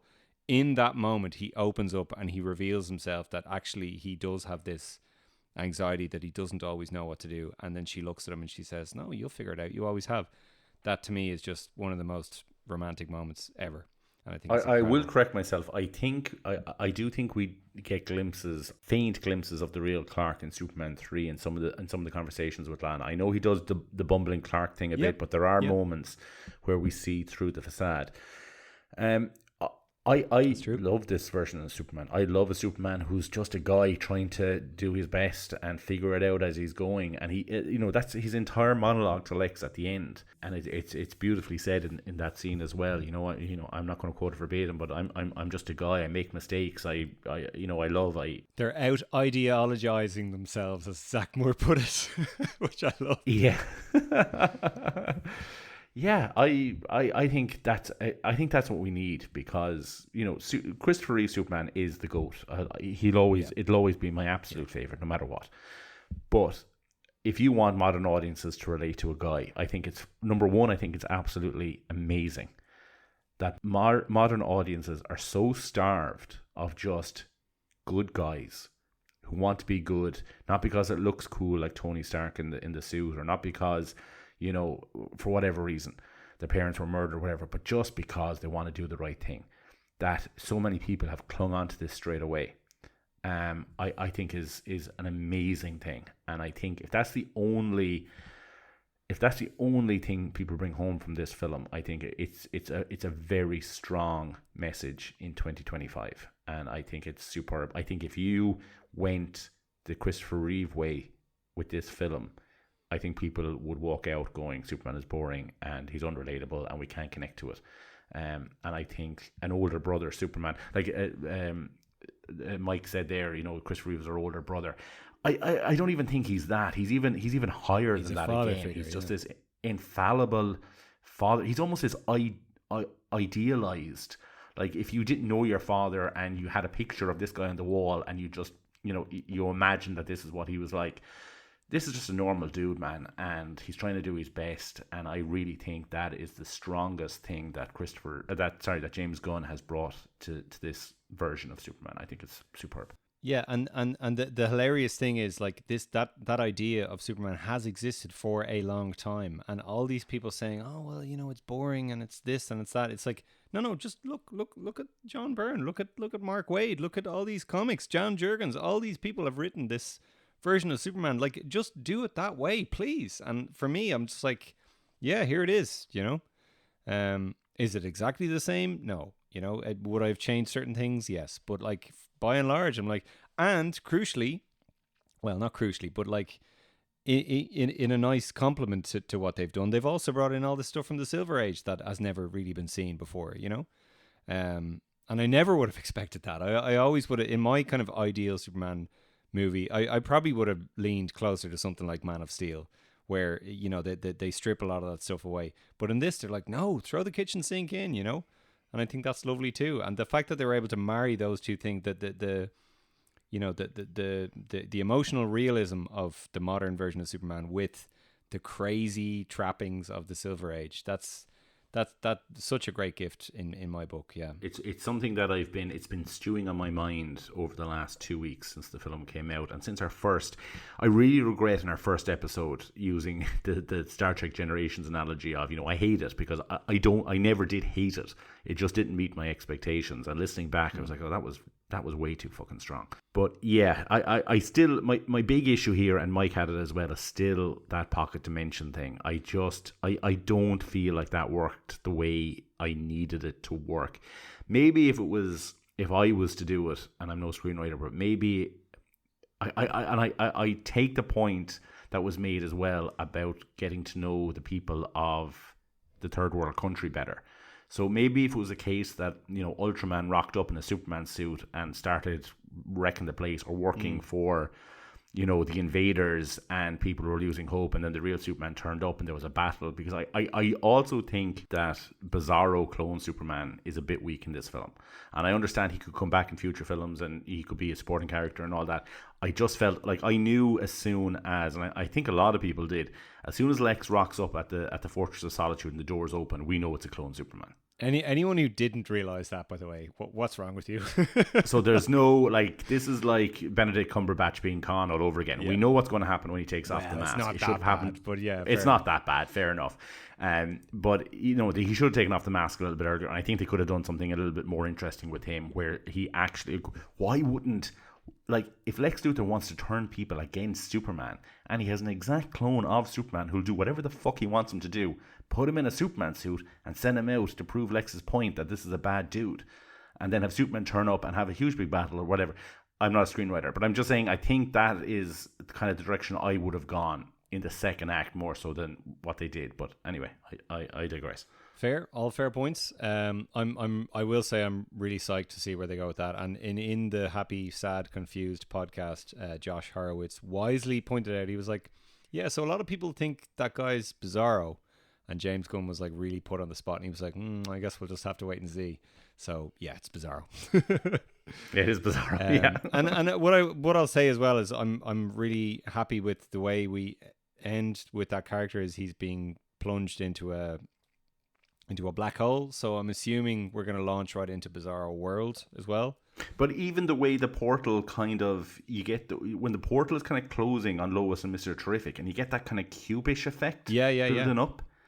So, like, you know, I would have maybe liked an after credit scene where you just see him flying towards a cube world or something crazy like that. But look, it's again, it's just, I think that's fair. It's just my expectations. I really hope, and if they're doing Bizarro, fucking do Bizarro. Don't do Dean Cain looking at himself. It needs to be full on, like, crazy Superboy, you know, cube weirdness face, and, like, you know, skin falling off him. I want to see full on body horror, white face, black eyes Bizarro. We've already sacrificed. It's not the backwards powers, which, to be honest, in this version would have been my preference. But yeah, it's you know, just go helpful out of Bizarro if we're doing Bizarro. Are we going to move on to voice notes now, I think? Are we? I think people are probably sick of listening to us. Okay, so we're going to go to Matt Batten first on our SpeakPipe, which does exist. People can head to speakpipe.com/allstar-superfan, and you can send us a voice note there. Take it away, Matt. Hey, All Star Podcast. It's Matt from Cardiff. Just got out of seeing Superman, and I absolutely loved it. I'm not sure what I was expecting, but it was just so much fun and enjoyable and likable, and the characters were just so likable. And I was a bit suspicious of Krypto the Superdog, but somehow they pulled it off. Thought it was really good. Liked Lois Lane as well. Wasn't overly keen on her just automatically knowing how to fly that spaceship, but there we go. Apparently it was intuitive, so there we are. We'll just buy into that. But overall, really enjoyed it, and I am 100% going to go back and see it again. His point about the Mr. Terrific, the T craft, I think it's called. I kind of like the idea though that like Mr. Terrific is such a genius that he would design a vehicle or a craft like that is so user friendly that anyone would be able to just step into it and know how to pilot it. Do you know what I mean? Yeah, the ship does the work. You just push the on button and you Yeah. steer it and it goes. Yeah, 100%. I didn't have any issue with that, to be honest. Yeah, but I take on board his criticism, but that's how I view these things. The same way, like when you pick up a video game, you know how to fly a spaceship straight away, kind of thing, you know? Will we jump into our good friend TJ? TJ, who has one of the best voices I've ever heard in my entire life, I have to say. Yes, TJ is a huge supporter of the show. I know he organised kind of a cosplay. We played loads of promos for it in the months leading up to the movie releasing, where they raised money for the Christopher Reeve Foundation by cosplaying as Superman and Superman adjacent characters and turning up at cinemas on release day and all that kind of stuff. TJ is honestly one of the good guys. And let's hear from TJ. Hi, Rob, Alan, and my fellow superfans all over the globe. This is TJ from Tampa, Florida. I got to see Superman Tuesday night. My friends and I all went dressed as Superman to one of the largest IMAX screens in the state. We had a great time. The movie is fast-paced, fun, action-packed, and I was surprised at how timely and topical the movie's plot was in relation to very current events. The only thing I have to say negative would be I think there was more cursing in this movie than I would have liked in a Superman story. I've been hurt before, so after I saw the movie Tuesday night, I really wanted to take a few days to digest what I had seen, and after doing so, I'm confident in saying that in my personal opinion, Superman 25 is a very, very close second to Superman 78. It is easily in my top 3 all-time live-action Superman movies. Okay, let's talk cursing first, because you have probably stronger feelings on this than me. Yeah, I just think if you're making a Superman movie and you know that a lot of young kids are going to be watching it, I think I'm not a prude or anything like that. I grew up in the 80s and 90s when we were watching, the Ed 209 absolutely destroy an executive in OCP and all that kind of stuff. But I think if you're making a film that's specifically targeting kids and stuff, unless it's really necessary, I don't think that we really need it. I don't really need to explain to Alana Jean at 6 or 7 what that word means or this word means. One, maybe for emphasis or something like that, can be very funny and humorous wise, it can really, really work. Like a good F-bomb can really, really work. But like I don't think that super shit joke really landed very well, about how we didn't like that handle or whatever, and there was a few more throughout it. We don't need to talk about piss and stuff, and I get it. I think it kind of just brings it down a little bit. Again, if you're 12, 13, 14, 15, you're not going to care about cursing. We curse. I've cursed even on this show tonight, Several times.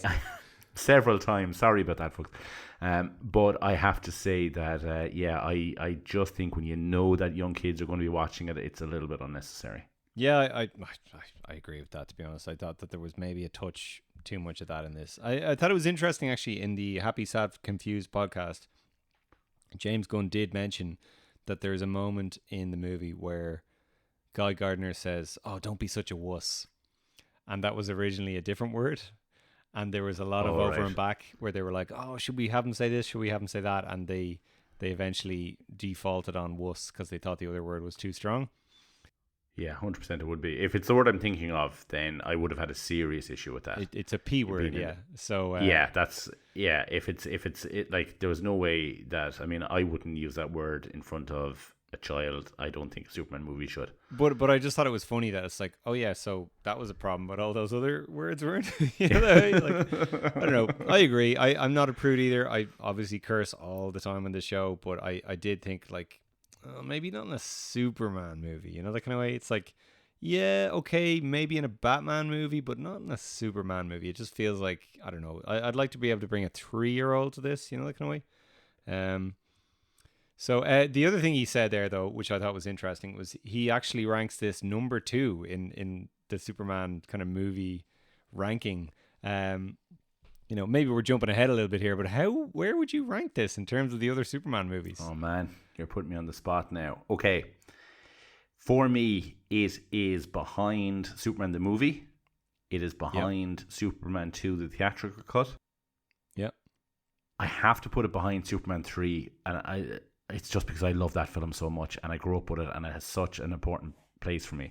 Right now, it's kind of tying an equal spot with Superman Returns for fourth place, I think. I think it'll probably come fourth ahead of Superman Returns, and then we'll get I don't want to get into Justice League and Man of Steel and all that kind of stuff. They're far down the list for me. But if we're now, I'm not including the Lois and Clark pilot either, which is right up there. That's actually probably my second favorite. So if we're including that, it's fifth, and if we're not including that because it's not really a film, it's fourth. Right now it's fourth, with Superman Returns being fifth. I think that's probably the biggest difference between my first and second viewing. I think after my first viewing, I would have put Superman Returns ahead of it. I was going to say. But I think on second viewing, and I think just the message of the film and the vibe of the film is so positive. Yeah. My daughter would be bored senseless, except for the space shuttle scene in Superman Returns. My daughter would be bored senseless watching that movie. And I think right now it's fourth. What about you? If we're not counting the Lois and Clark pilot, it's also fourth for me. So Superman the movie, obviously number one. Superman 2, maybe less obviously, but that is still number 2 for me. And by that I mean, by God do I mean the theatrical cut. Fuck the Donner cut. Check out our Ultimate Cut episode for our thoughts on that one, folks. Everyone who likes that is wrong. So Superman the movie, Superman 2, the theatrical cut. And I'm going to say it, guys. Superman 4, The Quest for Peace is my number 3. Holding my hands up high, that is my number 3 favorite Superman movie. I love it so much. Yes, it is a bad movie. There's so many good things in it that I love. And then number 4 is James Gunn's Superman. Number 5, by the way, is Superman 3. Number 6 is Man of Steel, which I've kind of come around to a lot of things in, but is still just not necessarily a film that I really love. Number 7 is Superman 2, The Donner Cut, and then number 8 is Superman Returns. So, and then we go down into the depths. Supergirl, Steel, Superman and the Mole Men, the Kirk Allen serials, and then way, way, way down in the depths below, we have BVS. So, stay tuned for the 10-year anniversary next year, guys. I saw that message with you and Zach talking about the 10-year anniversary episode. I was like, oh God, we better get someone on who loves that movie. We need a buffer for that one. I've only seen it twice. I'm willing to give it another go. Okay. Francesco Radicati. Will we listen to Francesco? Please. Let's do it. Hi guys, my name is Francesco Radicati, and I'm a longtime fan of Superman and of the podcast. I just saw the movie, and I have to say it's kind of exceeded expectations. I wasn't a big fan of Guardians of the Galaxy, but I did like the Suicide Squad, and this felt more like the latter. Gunn did well to focus on Clark's view that being kind is punk. We need that attitude nowadays. Yeah. As for the casting, it's great. David Corenswet, Rachel Brosnahan, Nicholas Hoult are all standouts, and I'm really happy with how they handled most of the minor roles. Sports reporter guy feels tacked on, though. I like the relationships, especially that interview scene in Lois's apartment early on.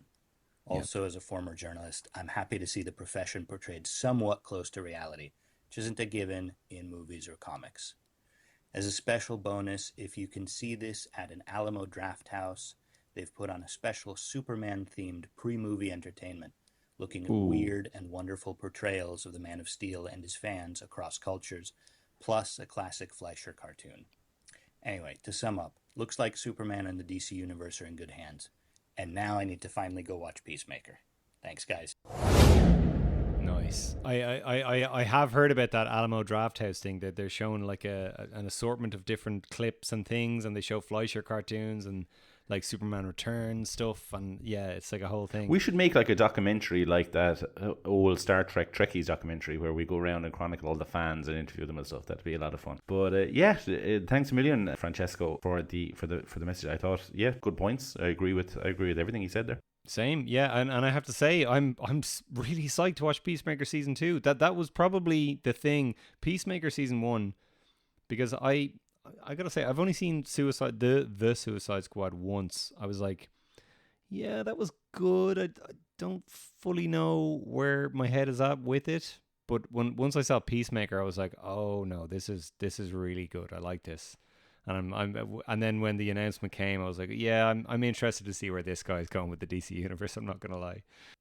What did you think of the little John Cena cameo in the movie? Yeah, it was a bit of fun, yeah. But I'm mainly just really psyched to see Peacemaker season 2 because Guy Gardner is going to be in it and Maxwell Lord is going to be in it. I'd say there's going to be a lot of people from this film in that, and they have to figure out a way for it to make sense, which I think a lot of people are wondering about. It's like Peacemaker season 1 was set in the DCEU, and the Justice League, Jason Momoa shows up in it, and Ezra Miller, I think, is in it as well. It's like, how does that make sense with this? And I think that the plan is they're going to explain that somehow. So I'm looking forward to that.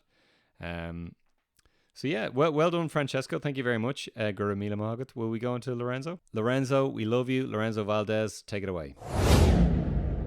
Alan and Rob, this is Lorenzo Valdez calling in once again. When you guys were talking about Superman Smashes the Klan, and you were talking about Superman sort of holding himself back from flying, only leaping tall buildings in a single bound, it reminded me, Smallville handled that no flights rule that they had in a similar manner.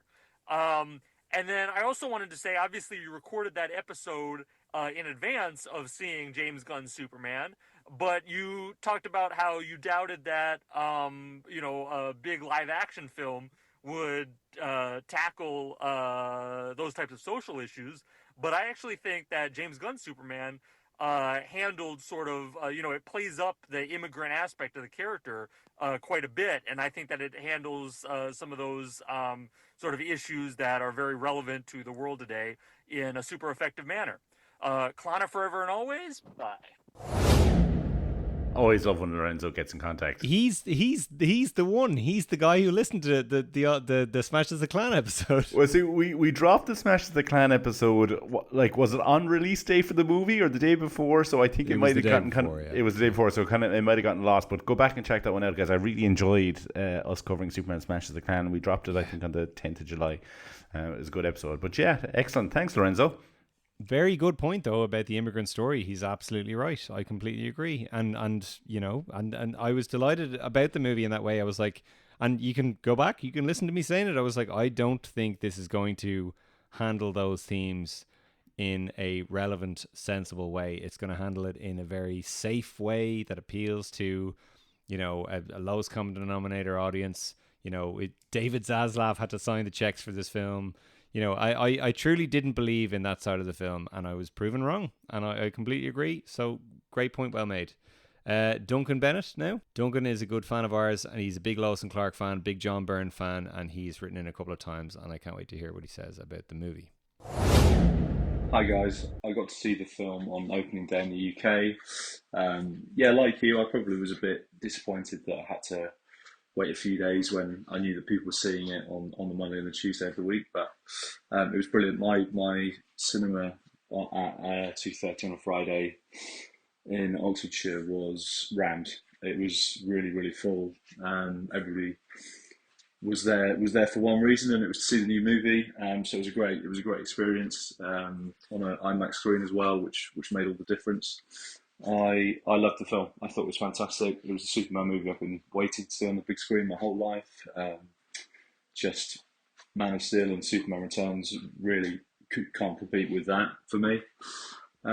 What I loved the most about it was I loved Superman's arc through the movie. At the beginning, you could see how enamored he was with the idea of Krypton, and he really had it on a pedestal. And I don't think that he understood the importance of his upbringing on Earth. And as the movie went on and that kind of got stripped away, you could see his realization of how important the Kents were to him and how they really made him Superman, not Krypton. And that totally fits my sensibilities as a Superman fan.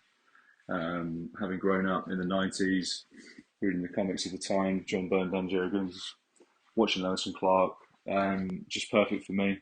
I loved it. Found it really emotionally impactful. Thought Paul was fantastic. I thought it was really subtly set up as well, the way that Clark was kind of not taking their calls that seriously early in the movie, even in the porch scene. When Jonathan goes out there, he's initially sort of rambling about burritos and stuff, and you can see Clark thinking kind of like, oh, what does this guy want now? But he kind of gets there with it, so I thought that was fantastic. Yep, excellent points, Duncan. Again, there's not much I don't agree with there. What about you, Rob? Yeah, no, it's great to hear from someone like that who is kind of the same ilk as us. You know, he's Lois and Clark fan. He's a John Byrne fan, post crisis. So I think we're all on the same page, and it was great to see that he enjoyed it. And thanks for listening, Duncan. Okay, so this is one of the heavy hitters. One of our good friends, Mark Witherspoon. He's been very good to us. He I don't know if I've said this on the podcast. I bought a John Haynes Newton 10x8. Okay, so on www.ebay.com, I bought a picture of John Haynes Newton for reasons that will become apparent to you eventually, Alan. Do I really want to know? Is it for self-gratification, Rob? That's all I'm worried about. No. Trust me. Stay tuned.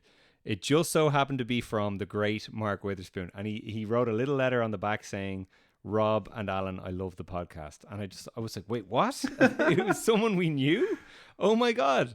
And not only that, he also sent us this incredible kind of library of Lois and Clark kind of UK sort of marketing stuff from back in the day, which is absolutely... interviews with Andy Peters, is it, from back in the day with Live and Kicking and all that kind of stuff. And to do with Superman 25, he sent us these promotional, I'm going to hold it up, I know nobody can see it, but these promotional Daily Planet newspapers that kind of, there were these pop-up stands in the UK, and in other countries we didn't get any in Ireland, Daily Planet news stands where you could buy a promotional Daily Planet, and Mark was good enough to send 2 copies to the Emerald Isle there from me and Rob, and they're beautiful. And I have a replica I got of the 78, the Cape Wonder Stone City newspaper, and I'm going to get this framed, and it is going to go right underneath it. So thanks, Mark, you're a star. Awesome stuff. And he did, by the way, he did predict that this movie would be the Spy Who Loved Me of Superman movies, which I thought was absolutely beautiful. For anyone who's a James Bond movie, The Spy Who Loved Me was the movie where they were the James Bond franchise was in trouble, and they needed to come out big with a big splash, and they just threw the kitchen sink in, and they made one of the best James Bond movies ever. So I'm really, really psyched. I have not heard this voice message yet. I'm really, really excited to hear what he had to think about the movie. Hi guys, it's Mark Witherspoon here. Sorry this is a bit late. I've been doing super stuff. My Superman day started Friday. I took the day off work. I started the day with golden nuggets in the Superman box. I had my Superman socks on, my Superman Converse boots, and a Superman t-shirt with a new logo on. Sent a picture to some of my mates, and they said it was like the scene in Coming to America when they turn to each other and say, "We must dress like Americans." I looked a bit ridiculous, but just about got away with it on the day. So I met up with 5 of my good friends. We went to HMV. We got there a little bit too late. They were doing giveaways. They were giving away goodie bags with Funko Pops. They had a poster, lanyards, a t-shirt. A handful of the bags had copies of Superman and Lois, the complete series on DVD. I wasn't lucky to get one of those. I asked one of the staff if they had any t-shirts left. She went upstairs and got me one of the Krypto t-shirts, which is Krypto replacing Nipper as the logo. And it's got the date and the S-Shield on the sleeve, which is really nice. So I was very grateful for that. We then took a quick visit to Forbidden Planet. Walking from HMV to Forbidden Planet, saw lots of people in Superman t-shirts on the way. It reminded me of the summer of '89. A couple of guys were fully dressed in Superman costumes as well, so that was really nice. Went to FP, got the McFarlane Superman figure with the battle damage, and I got the Treasury edition with the movie poster cover. On to Leicester Square, called in at View, picked up the cup with the cape on it, but they had some stupid rule, and the staff were just a bit annoying and wouldn't let us buy the light-up cup and popcorn bucket unless you bought a ticket to see the film there. But we already had tickets for the Odeon Leicester Square, so we moved on there. Went to the Odeon Leicester Square, Church of Bond as I call it. I've seen all the Bonds there since A View to a Kill. So it had to be done. I had to see Superman now. I saw Superman Returns there, and I saw Man of Steel there as well. So we had the front row of the Royal Circle, the big reclining seats. It was great. I was excited. Felt the same excitement I had when I was 10 and saw Superman the movie there at the Warner opposite. Mates were laughing just how ridiculously excited I was. But yeah, it's Superman. It's an 8.5 for me. I love the comic bookness of it all, and seeing a Superman with charisma, just doing Superman things as well. The cast was so good. Rachel Brosnahan probably stole the show from me. I could watch her doing Lois things on her own show all day. She was so good. And Corin Sweat just really nailed it. He did what Brosnan does with GoldenEye, brings in the best of the past, but still manages to make it his own. And you're just sold on him from the moment you see him lying in the snow. Same for Krypto as well, actually. Nobody questioned Krypto at all, and just people were laughing at just the right points when Krypto appeared in the film. But yeah, Corin Sweat was great. Henry Cavill looked like a good Superman to me. He looked like he was carved out of granite, but he never actually did much as Superman. I think he had like 40 lines in the film. So to hear a Superman that talks a lot as well was really good.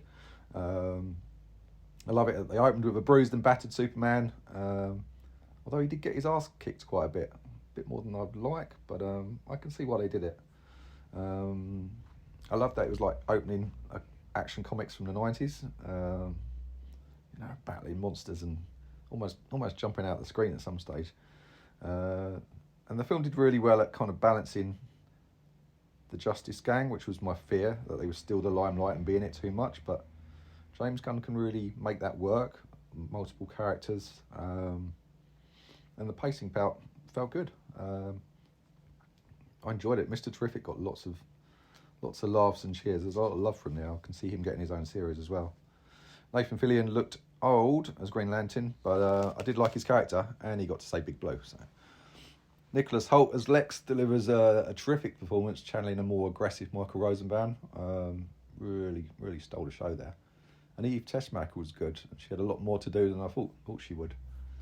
Otis didn't do anything for me and could have been anyone. I'd have also liked to see more of Perry and Kat, like their characters, but they just didn't have enough to do for me. So Jimmy Olsen, we love. Skylar totally looks like him. He was born to play Jimmy Olsen. And who would have thought Jimmy was such a player? I would love to see the Who Killed Jimmy Olsen, the graphic novel, as a TV series, please. The story was politically on the nose. I'm surprised it's not had more backlash, but I enjoyed it. There was a section I didn't enjoy, having Superman a prisoner of the Pocket Universe. It just turned a little bit too dark for me. And Lex playing Russia Roulette was brutal, just a bit too brutal. And it reminded me a bit of watching Moonraker when I was a kid, and Drax suddenly setting the dogs on the girl.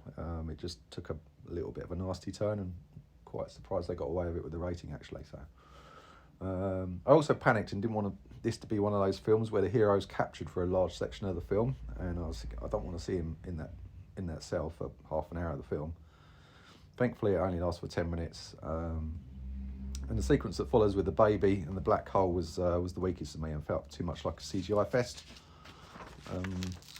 Much like the third Ant-Man movie in the Quantumania, it just took it out of the real world a bit. I like Superman doing super things in a world that I can relate to.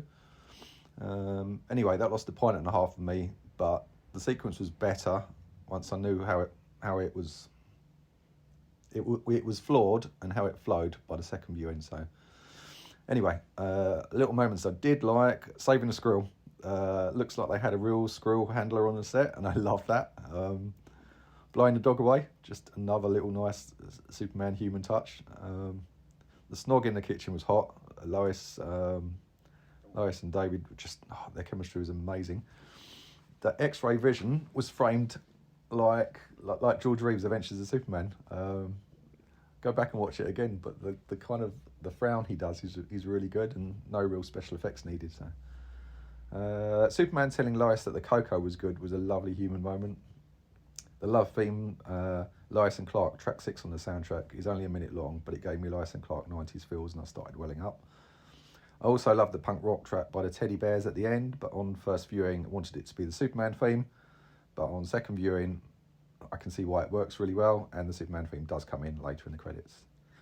So that's about it. I'm going back for more this week.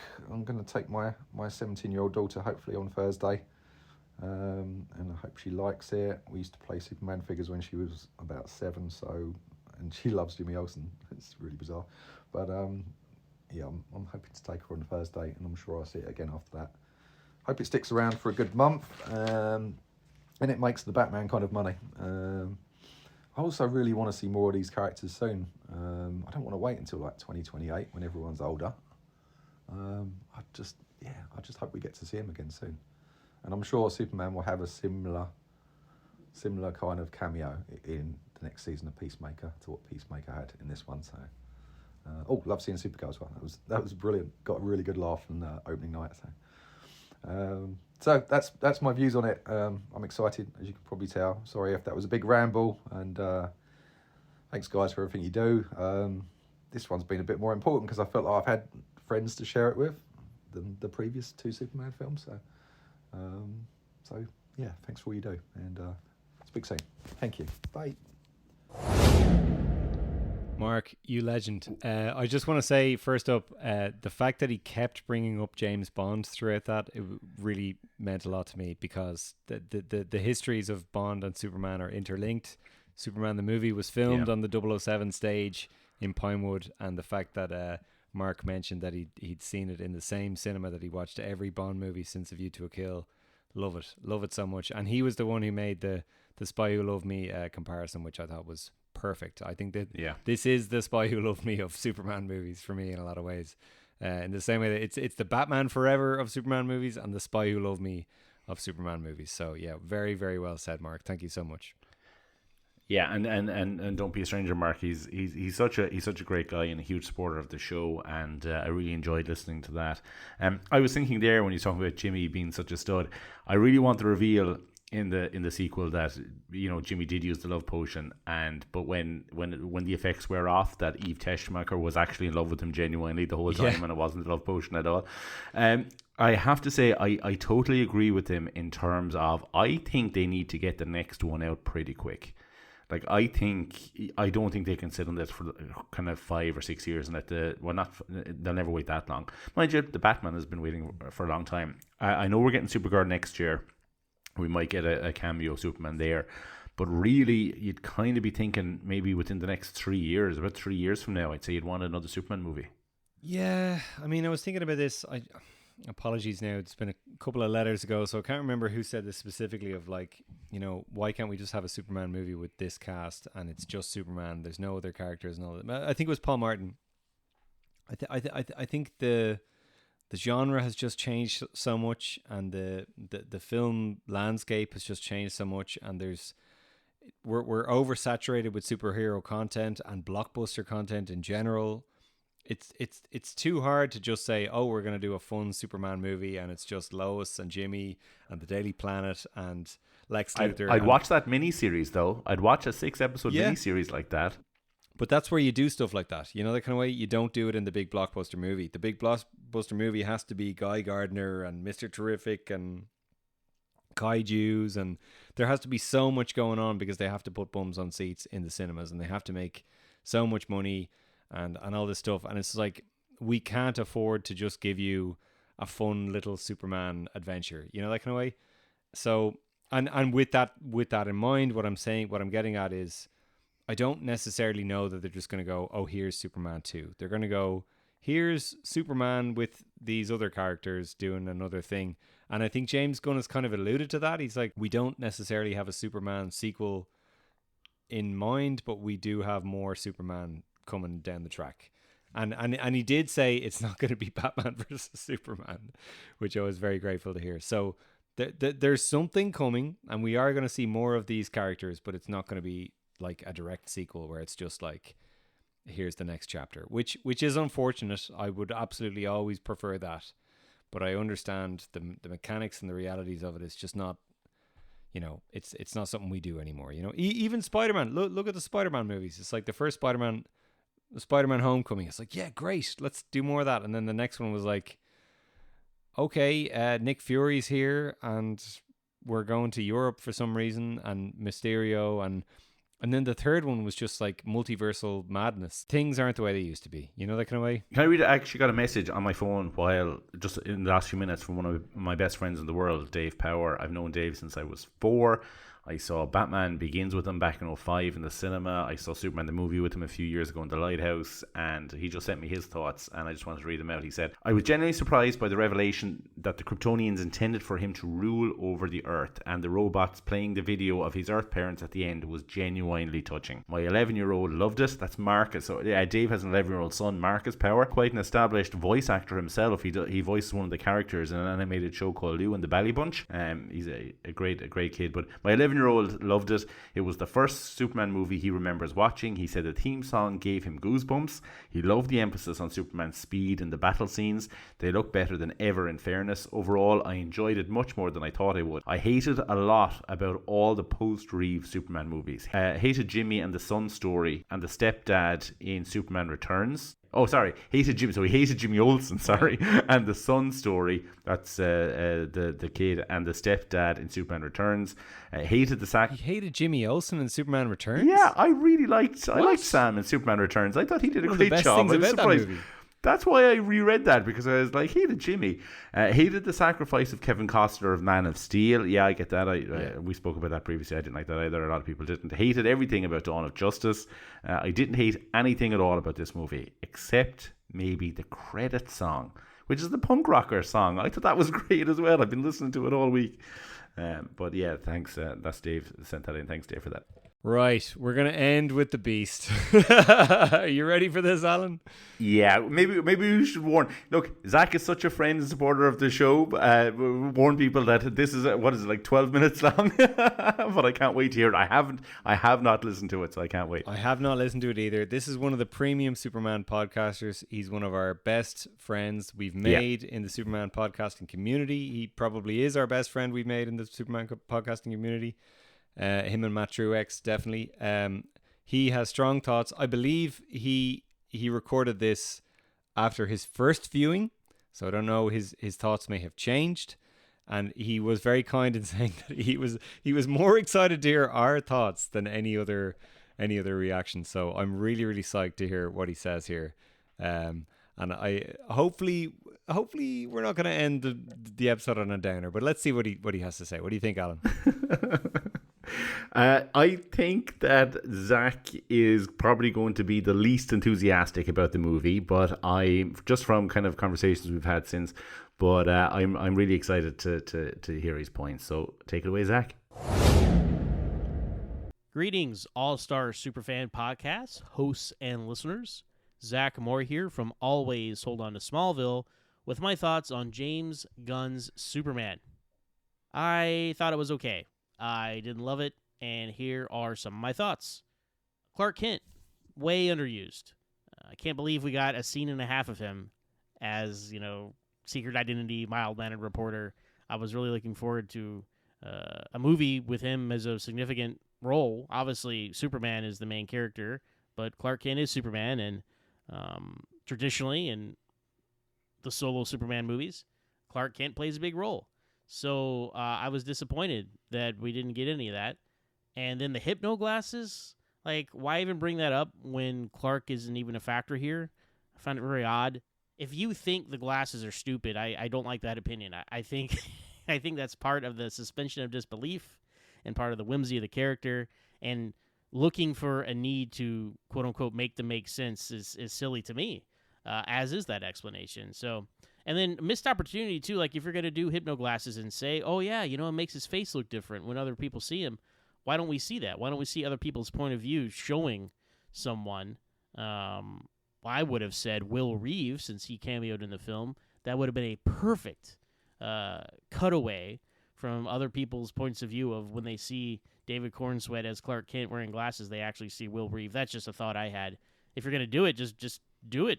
It's just bizarre that they even bring it up.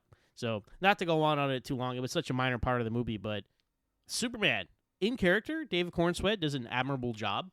Want to see more of him. Want to see more of him as Clark Kent and Superman. Still don't love the costume, but I'm used to it. It's the costume. It would have been nice not to see him just get beat up left, right, and center throughout the whole movie. There is that. I like David Corenswet, much like Henry Cavill and Brandon Routh before him. I hope we get to see him more and play more shades of the character. So there we go. No, solid casting, good job. Lois, Rachel Brosnahan, 10 out of 10. No notes. As expected, she was great. I really liked that interview scene between Clark and Lois. It was cute. I would have liked more context for their relationship, falling in love and whatnot, but we're not telling an origin story here, so we didn't get that. But I liked them. I think they're great. I think on the big screen, obviously, after Christopher Reeve and Margot Kidder, they're the best set. They're the best pair and have the best chemistry. And again, give them more movies, give them more time to grow, let us see more of that relationship. They might overtake them, but that's a tall order. But yeah, Rachel Brosnahan was great. Looked, acted, and was written really well. Lex Luthor. Here's the big one for me, y'all. I did not like this Lex Luthor at all. One-dimensional, underwhelming. Something was missing here.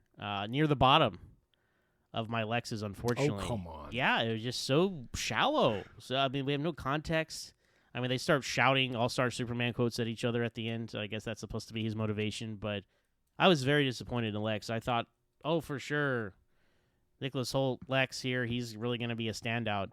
And he wasn't, and that's really hurting my opinion of the film, frankly, because Lex Luthor is one of my favorite characters. His relationship with Superman is one of my favorite relationships in comic books, and just to see that their first meeting 3 years in to Superman's presence is him busting in, yelling about a dog that's not even his, by the way. I'll get to that. But, yeah, I really was disappointed in Lex. I mean, no memorable dialogue, really. Nobody says no that charm. about the president of the there were a student couple class that moments way. were fun with Nobody. him. Knocking all the stuff over and yelling at his people to pick it up was fun. And then him, playing Russian roulette and shooting the guy and saying, oh, I thought that would have lasted longer. Like, those were good moments, I guess. But outside of that, just interchangeable, forgettable, very disappointing. Like, yeah, I mean, that's if I had one big problem with the film, it's Lex, and that's a big thing to me. So that's why I'm like, ugh. That's my opinion of Lex Luthor. A lot of people are loving him. A lot of people are. So there you go. But he's, hottest take of all time. I liked Jesse Eisenberg as Lex Luthor better than Nicholas No, Hoult I as Lex have Luthor. to It's the disagree writing. with that now. It's just shallow. So that's my take on Lex Luthor. I went on a little longer about that because that's really one of my biggest issues in the film. Justice Gang. I liked them a lot more than I thought I would. Yeah. Mr. Terrific was a standout. Yeah. He was great. Him and Lois's side quest was great. Their adventure together, they were a good pair. And I liked Green Lantern because I like Nathan Fillion. I like Nathan Fillion in anything I see him in. He was great. One of the best parts of the movie, really, was when he shows up at the end in the war and says, hey, kid, Superman couldn't make it, but you got an upgrade. I'm like, that's very in character for him and Guy Gardner. And so, yeah, I ended up liking them a lot more. Hawkgirl, though, absolutely nothing. Nothing to her character. And then she just straight up killed the president of a foreign country. Are we not gonna interrogate that? We were mad at Superman for threatening a guy with a cactus, but she just killed a guy, and it's played for Lethal Weapon 80s action movies laughs, which is fine, I guess. But Good death is we its just made a own whole reward, Zach. movie about can Superman, should he be allowed to go into a foreign country? And then Justice Gang member here just killed, just killed the foreign president. Engineer similarly didn't really need her character at all. I mean, she was there to fight Superman and then to decrypt the message from the Fortress of Solitude. But I mean, if Ultraman gives you access to the Fortress of Solitude and he's super strong and he can kill the robots and he can fight Superman, all you need is to give Lex Luthor access to that message, and through his own genius or his team's. He could have decrypted that message. So I don't think we really needed her. She seemed extra. I mean, we just didn't need her and Ultraman. Ultraman, I think we all knew as soon as that mask came off that was going to be David Cornsweet under there. Wait, what? I liked him as the silent, simple, henchman. When he's turning on and off a light switch was fun, and him using super hearing Miss Tussmacher in the closet. It just seems like they just wasted two villains all of a sudden because he's off to a Superman Batman McGinnis him. I won't kill you, but I don't have to save you. And then he's sucked into a black hole because now we can't use real Ultraman. Not that they ever would. But we can't use Bizarro either because it's Bizarro, and I would have appreciated him at least be kind of white or Wait, we even do a can't Smallville use thing where Bizarro? once he gets in the sun, his skin starts to crack. And maybe that would have explained why he's wearing a skin covering suit. Obviously, Lex Luthor can't have a Superman clone walking around doing errands for him either, so that's its own conversation. But he was created the same way as the Nuclear Man. I know Rob will appreciate. You know what I can do with a single strand of Superman's hair? So there is that.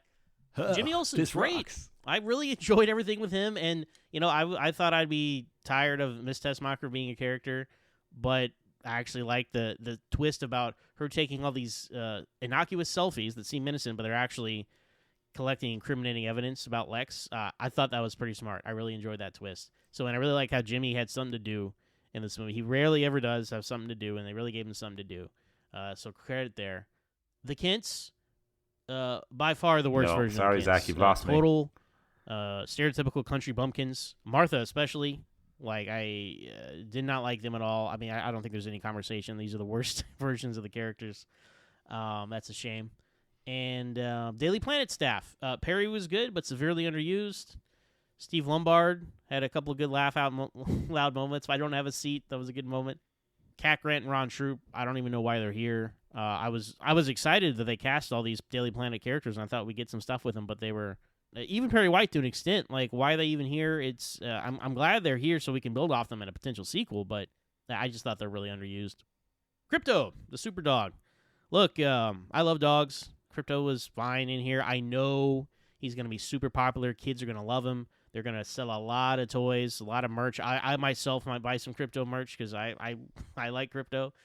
Yeah, I mean, it was kind of odd that he was, for a movie that made such an importance about, like, a boy and his dog, right? And actually one of my favorite lines, maybe my favorite line of the movie, was when Superman's talking to Lois, and she's like, he's just a dog, and he's like, yeah, but he's out there alone, and he's probably scared, and he's not even a good dog, but, you know. So, that he was Supergirl's dog? Like, okay, he's been Superman's dog for, like, 80 years, and now he's Supergirl's dog? So, I don't know. They really kind of maybe overplayed the dog in the movie, but I kind of knew they would. Mentioned Supergirl. Okay, I mean, that's the take on the character they're going for. We'll see. I mean, she's getting her own movie next year. I'm looking forward to seeing what they do with the character. I mean, there we go. We finally got Superman and Supergirl on screen together. I really hope Superman appears in her film. We have to rectify Superman just being a poster in the last Supergirl film. So let's get that going. And then the music. I was very underwhelmed by the music. Nothing memorable outside the Superman fanfare. And they kind of only played that same one way throughout the movie. Fair enough. So that was a little it was a lot underwhelming, frankly, because Superman Returns is one of the best scores. And Man of Steel as well. Like, I mean, like, the scores of the Superman movies have been fantastic over the years. Obviously, of course, the original Christopher Reeve films have a fantastic score. So I was very disappointed. And I think, man, that's another thing. Lex Luthor and the score, like those things are huge to me, and they were both fails in my opinion. And I was just waiting for the music to take me away, right? To lock in and lift me up emotionally, and it just never did. It just never locked in. So again, it was fine. I think look, if you want an MCU Superman, that's what this is. And not like Iron Man, Captain America, early Phase 1 MCU. I'm talking like Phase 4, Phase 5 Superman MCU Superman. So that's where I am with it. I might be an outliner on this. I know a lot of people out there are loving it, and a lot of people out there are mixed about it. It's going to be interesting to follow the discussion and let some time pass. I've only seen it once. My opinions about all these Superman movies have changed over the years, especially the more modern ones. I'll have one opinion coming out of the theater, and then years later, I'll have a totally different opinion. So we'll see. I'm definitely going to see it again. I would definitely go see a sequel. So there you have it. It was okay. And I was hoping for something that was, special. And I don't feel this was that, in my opinion. So there you go, guys. Thanks for listening to my long message, and talk to you next time. Excellent. Thanks a million for that, Zach. Yeah, a lot to unpack there, Rob. I know you're going to have a lot to say. The only really things I didn't agree with, I don't agree with his view on the Kents. Yeah. I don't agree with his view on Martha, especially. He especially highlighted Martha. I don't agree with his thoughts on Bizarro. I think we're just getting the initial portion of that story. I think Bizarro will go that route, or I'm hoping he will at least, that when he goes through the portal, he'll turn into Bizarro that we all know and love. Exactly. I'm not madly in love with Nicholas Holt's performance, but I thought he was good. I enjoyed it. Yes, there's not a hell of a lot of context to it, but he's the Lex Luthor I thought from All-Star Superman. He's that version, and I enjoyed his performance. A lot of that might be the fact that I like Nicholas Hoult so much. I totally agree with his opinions on the engineer. I don't know what purpose that character served. I think Ultraman and Lex Luthor on their own could have made up whatever function that character had. Again, I think some of the Daily Planet staff, especially Kat, was underutilized. I did like Steve Lombard's jokes and stuff. I really liked the one that really made me laugh. Actually, was the one about him trying to call his cat on the phone when everything was going south. I really enjoyed that one. Yeah, I like that. Yeah, and I can relate to that as a cat owner. Definitely don't think it's a Phase 4 MCU Superman. I don't. No, I don't agree with that at all. But I really do. I connect with Zach in that I was really anticipating that kind of real special moment, this real connection with this film, and I didn't get that the way a lot of other people did, but I think I got it more than Zach did, to be fair. What are your thoughts on Zach's opinions? I disagree with him on the Kents. I think you made a good point about the accents earlier on, and we're not from that part of the world, and maybe the accents rile people up a bit more, and that depiction of people in that part of America, I get that. We're not from there. We have an idea of what that part of the world is from. Maybe that's not true to life, and maybe that's what's kind of riled people up a bit.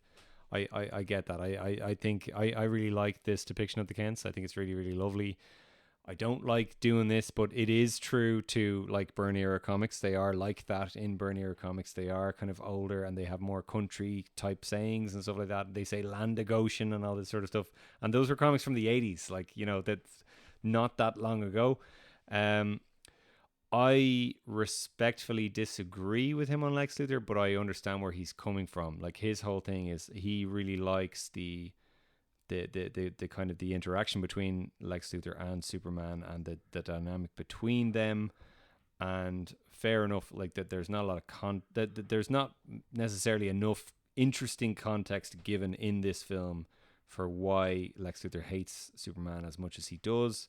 For me, I think I'm drawing on a lot of kind of context I have from real life billionaires and the way they view the world. I'm just kind of like, you can kind of transplant that into this version of the character.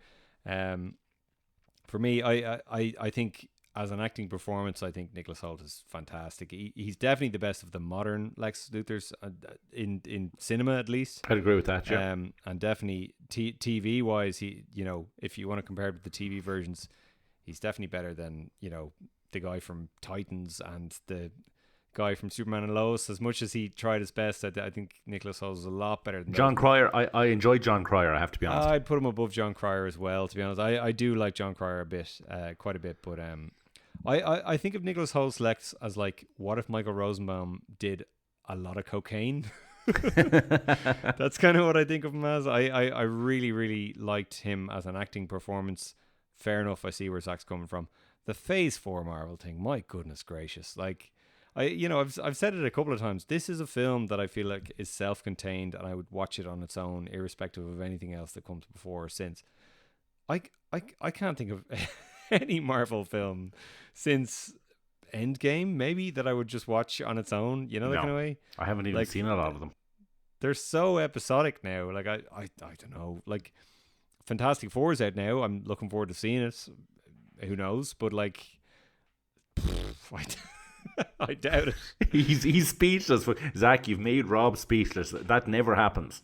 Yeah, I did like that he appreciated the Superman 4 thing, and that he knew I would appreciate it.